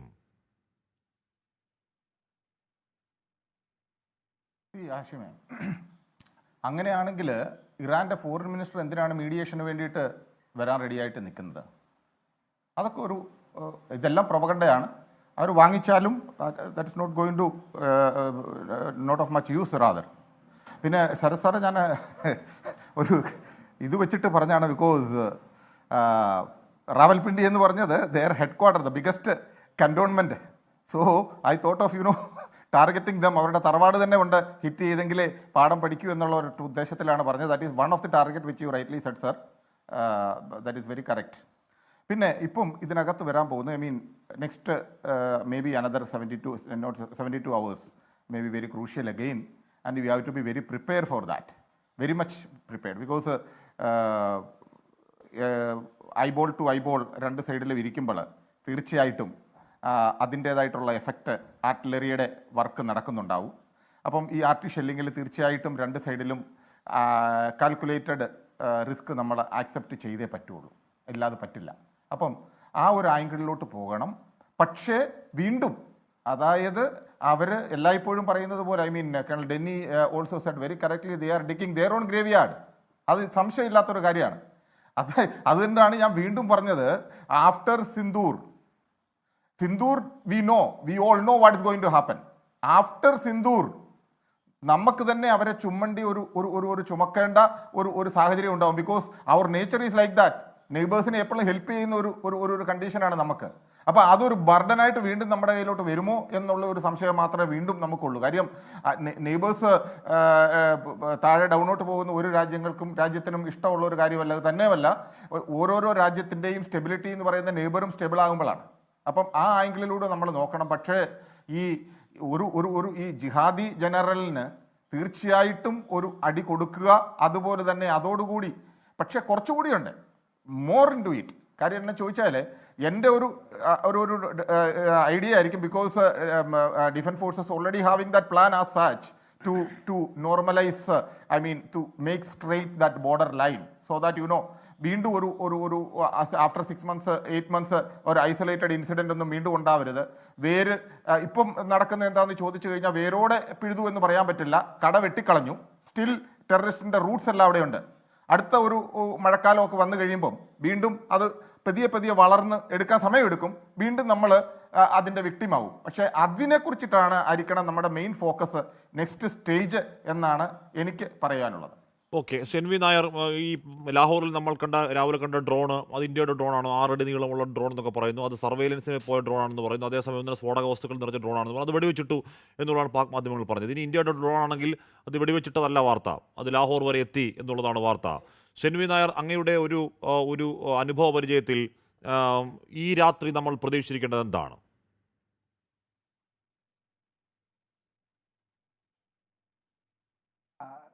നമ്മൾ അധികം ചർച്ച ചെയ്യാത്ത ഒരു കേപ്പബിലിറ്റി ആണ് നമ്മുടെ രണ്ട് രാഷ്ട്രങ്ങളുടെയും കയ്യിലുള്ള ഡ്രോൺ. അപ്പോൾ ഡ്രോൺ വാർഫെയറിൻ്റെ ചില കാര്യങ്ങളൊക്കെ നമ്മളിപ്പോൾ കണ്ടു. അത് ഒരു 50,000 ഡ്രോൺസ് പാകിസ്ഥാൻ്റെ കയ്യിൽ എത്തിയിട്ടുണ്ട് എന്നാണ് ചില ഇൻഫർമേഷൻ ഉള്ളത്. നമുക്ക് നമ്മുടേതായ ഒരു ശേഖരമുണ്ട്. അത് എത്രത്തോളം ഓപ്പറേഷണലൈസ്ഡ് ആണ് എന്ന് നമ്മൾ അതിൻ്റെ ചെറിയൊരു കാര്യങ്ങളൊക്കെ നമ്മളിപ്പോൾ കണ്ടു കാണും. എന്നാലും ഡ്രോൺ വാർഫെയറിൻ്റെ കേപ്പബിലിറ്റീസും അതൊക്കെ അൺഫോൾഡ് ചെയ്യാനിരിക്കുന്നതേ ഉള്ളൂ. അതൊരു മെയിൻ എന്താ വെച്ചാൽ അതൊരു ശരത്ത് പറഞ്ഞ പോലെ ലോ കോസ്റ്റ് ഓപ്ഷനാണ്. ഒരു എയർക്രാഫ്റ്റ് നഷ്ടപ്പെട്ടാലുണ്ടായിരുന്ന ലോസ്, ഒരു ട്രെയിനിൻ്റെ പൈലറ്റ് പോകുന്നു, ഒരു അത്രയും വിലയുള്ള ഒരു ഫൈറ്റ് എയർക്രാഫ്റ്റ് പോകുന്നു. പക്ഷേ ഒരു കാമിക്കാസി എന്ന് പറഞ്ഞാൽ അത് സൂയിസൈഡ് ബോംബർ പോലെയാണ്, വില വളരെ കുറവാണ്. പക്ഷേ അത് ഈ സ്വാം ടെക്നിക്ക് എന്നൊക്കെ നമ്മൾ പലയിടത്തും കേട്ടിട്ടുള്ളത്, അതിൽ ഉപയോഗിക്കാൻ സാധ്യത ഇല്ലാതില്ല. പിന്നെ ഞാൻ വേറൊരു ഇനി ഇവിടുന്ന് എങ്ങോട്ടെന്നുള്ളതിനെ പറ്റി 1-2 കാര്യങ്ങൾ പറയാൻ ആഗ്രഹിക്കുകയാണ്. ഇതിനെ ചെയ്യേണ്ട ഒരു ഓർഗനൈസേഷൻ, ഇതിനെ സ്റ്റോപ്പ് ചെയ്യേണ്ട ഒരു ഓർഗനൈസേഷൻ യുണൈറ്റഡ് നേഷൻസ് ആണ്. പക്ഷേ അത് ഇനർട്ടായിട്ടിരിക്കുകയാണ്. ഇവിടെ സൗത്ത് സുഡാനിൽ നമ്മളറിയുന്നില്ല, അവിടെ ആർമിയും പാരാമിലിറ്ററി ഫോഴ്സും തമ്മിലുള്ള യുദ്ധത്തിൽ വേണ്ട 50,000 ആൾക്കാർ മരിച്ചു കഴിഞ്ഞു. ഗാസയിലാകട്ടെ 55,000 ആളുകൾ, പിള്ളേരും എല്ലാവരും കൂടി ചേർന്ന് മരിച്ചു കഴിഞ്ഞു. യുക്രൈൻ വാറിൽ എത്ര പേര് മരിച്ചെന്നുള്ളതിൻ്റെ ശരിക്കുള്ള ഇത് പുറത്ത് വന്നിട്ടില്ല. പക്ഷേ നാശനഷ്ടങ്ങൾ നമുക്കറിയാം. അപ്പോൾ UN ഇതിനായിട്ടാണ്. പിന്നെ നമുക്ക് ഈ പറയുന്നത് പോലെ we have to fight our own war. പിന്നെ ഇതിൽ പാകിസ്ഥാൻ സ്റ്റേക്ക് ആരൊക്കെയാണ്? ഇപ്പോൾ ഇന്ത്യക്ക് സ്റ്റേക്ക് ഉണ്ട് ഇതിൽ. ബിക്കോസ് നമ്മൾ ഒരു വികസിത രാജ്യമാണ്. നമ്മൾ ഇപ്പോൾ 4th മോസ്റ്റ് GDP-യിലേക്ക് വളർന്നു വരികയാണ്. നമുക്ക് നഷ്ടപ്പെടാനുണ്ട്. പക്ഷേ പാകിസ്ഥാനാണെങ്കിൽ നമ്മൾ കണ്ടതുപോലെ അവർ പിച്ചച്ചട്ടിയുമായിട്ട് നടക്കുകയാണല്ലോ. IMFൻ്റെ 24th ട്രാഞ്ചിന് വേണ്ടിയിട്ട് എനിക്ക് തോന്നുന്നത് ഇപ്പോൾ അതിൻ്റെ ഡിസ്കഷൻ നടന്നുകൊണ്ടിരിക്കുകയാണ് എന്നുള്ളതാണ്. പക്ഷേ നമ്മുടെ ന്യൂസ് വരുന്നത് നമ്മൾ 4th ഇക്കോണമി ആയിട്ട് പോയിരുന്നു. അവരുടെ പേപ്പറിലെ മെയിൻ വാർത്ത വരുന്നത് അവർക്ക് 24ാമത്തെ IMF ലോണിൻ്റെ അത് അനുവദിച്ചു എന്നുള്ളതാണ്.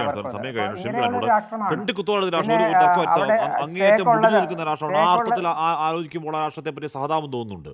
അവരുടെ കഴിവുകേടുകൾ മനസ്സിലാക്കി ഒതുങ്ങിയിരുന്നാൽ അവർക്ക് കൊള്ളാം. ഇല്ലെന്നുണ്ടെങ്കിൽ ഇന്നലെ രാത്രിയിലത്തെ പോലെ സാഹസത്തിന് ഇന്ന് രാത്രി മുതിർന്നാൽ നാളെ രാത്രി നമ്മൾ ഇവിടെ ചർച്ച ചെയ്യുന്നത് എന്താണ് എന്ന കാര്യം നമുക്ക് അചിന്ത്യവുമാണ്. അത്രമാത്രം ദുർബലമാണ് തങ്ങളുടെ എയർ ഡിഫൻസ് കപ്പാസിറ്റി, തങ്ങളുടെ എയർഫോഴ്സ് കപ്പാസിറ്റി എന്ന് പാകിസ്ഥാൻ ഒരിക്കൽ കൂടി അക്കാദമിക്കലി പഠിച്ച ദിവസമാകണം ഇന്ന് രാവിലെ മുതലുള്ള ഏറ്റവും കൂടുതൽ ഇസ്ലാമാബാദിലും ഡ്രോൺ ആക്രമണമുണ്ട്. നമുക്ക് അത് ആര് ചെയ്യുന്നതാണെന്ന് നേരത്തെ പറയുന്നത് പോലെ ഇത് മുതലെടുത്ത് BLA എന്ന് പറയുന്നവർ ചെയ്യുന്നതാണോ എന്ന് അറിയില്ല. എന്തായാലും എത്രമാത്രം ദുർബലമാണ് അവരുടെ എയർ ഡിഫൻസ് സംവിധാനങ്ങളെന്ന് പാകിസ്ഥാന് ബോധ്യപ്പെട്ട ദിവസമാണ്.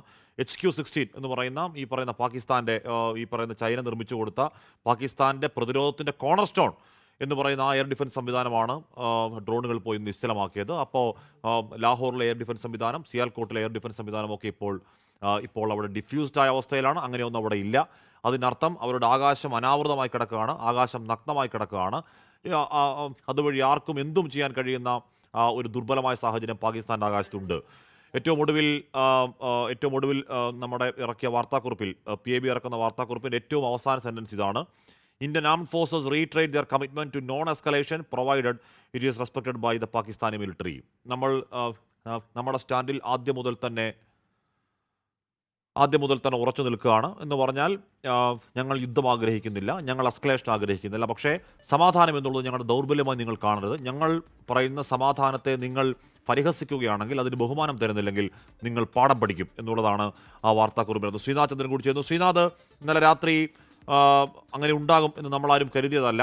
പാകിസ്ഥാൻ ഈ പറയുന്ന 9 ഭീകരവാദ കേന്ദ്രങ്ങൾ തകർത്ത കണ്ട ഞെട്ടലിൽ അടങ്ങുമെന്നാണ് കരുതിയത്. ഇന്ന് രാത്രി എന്തെങ്കിലും അധികം പ്രതീക്ഷിക്കേണ്ടതുണ്ടോ, കരുതിയിരിക്കേണ്ടതുണ്ടോ ശ്രീനാഥ്?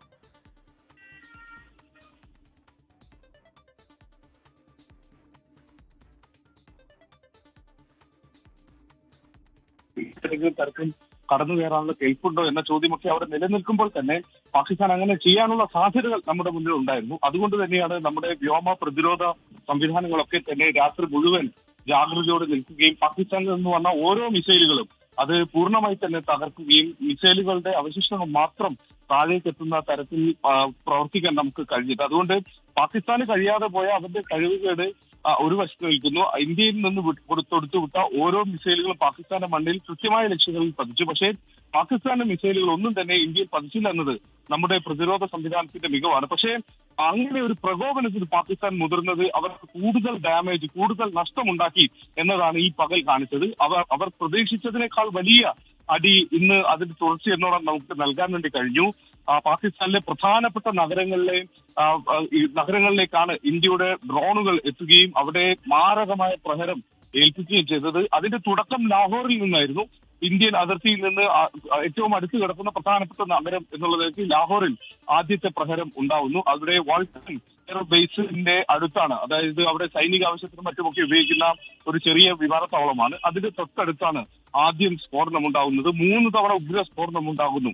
പിന്നാലെ മറ്റു നഗരങ്ങളിൽ നിന്നുകൂടി ഈ സ്ഫോടന വിവരങ്ങൾ വരികയാണ്. കറാച്ചിയിൽ നിന്ന് വന്നു, റാവൽപിണ്ടിയിൽ നിന്നും വന്നു എന്നതാണ് അതിന്റെ ഒരു ഗൗരവം വർദ്ധിപ്പിക്കുന്നത്. റാവൽപിണ്ടിയിലാവട്ടെ ഇവിടുത്തെ ക്രിക്കറ്റ് സ്റ്റേഡിയത്തിന് തൊട്ടടുത്താണ് സ്ഫോടനം.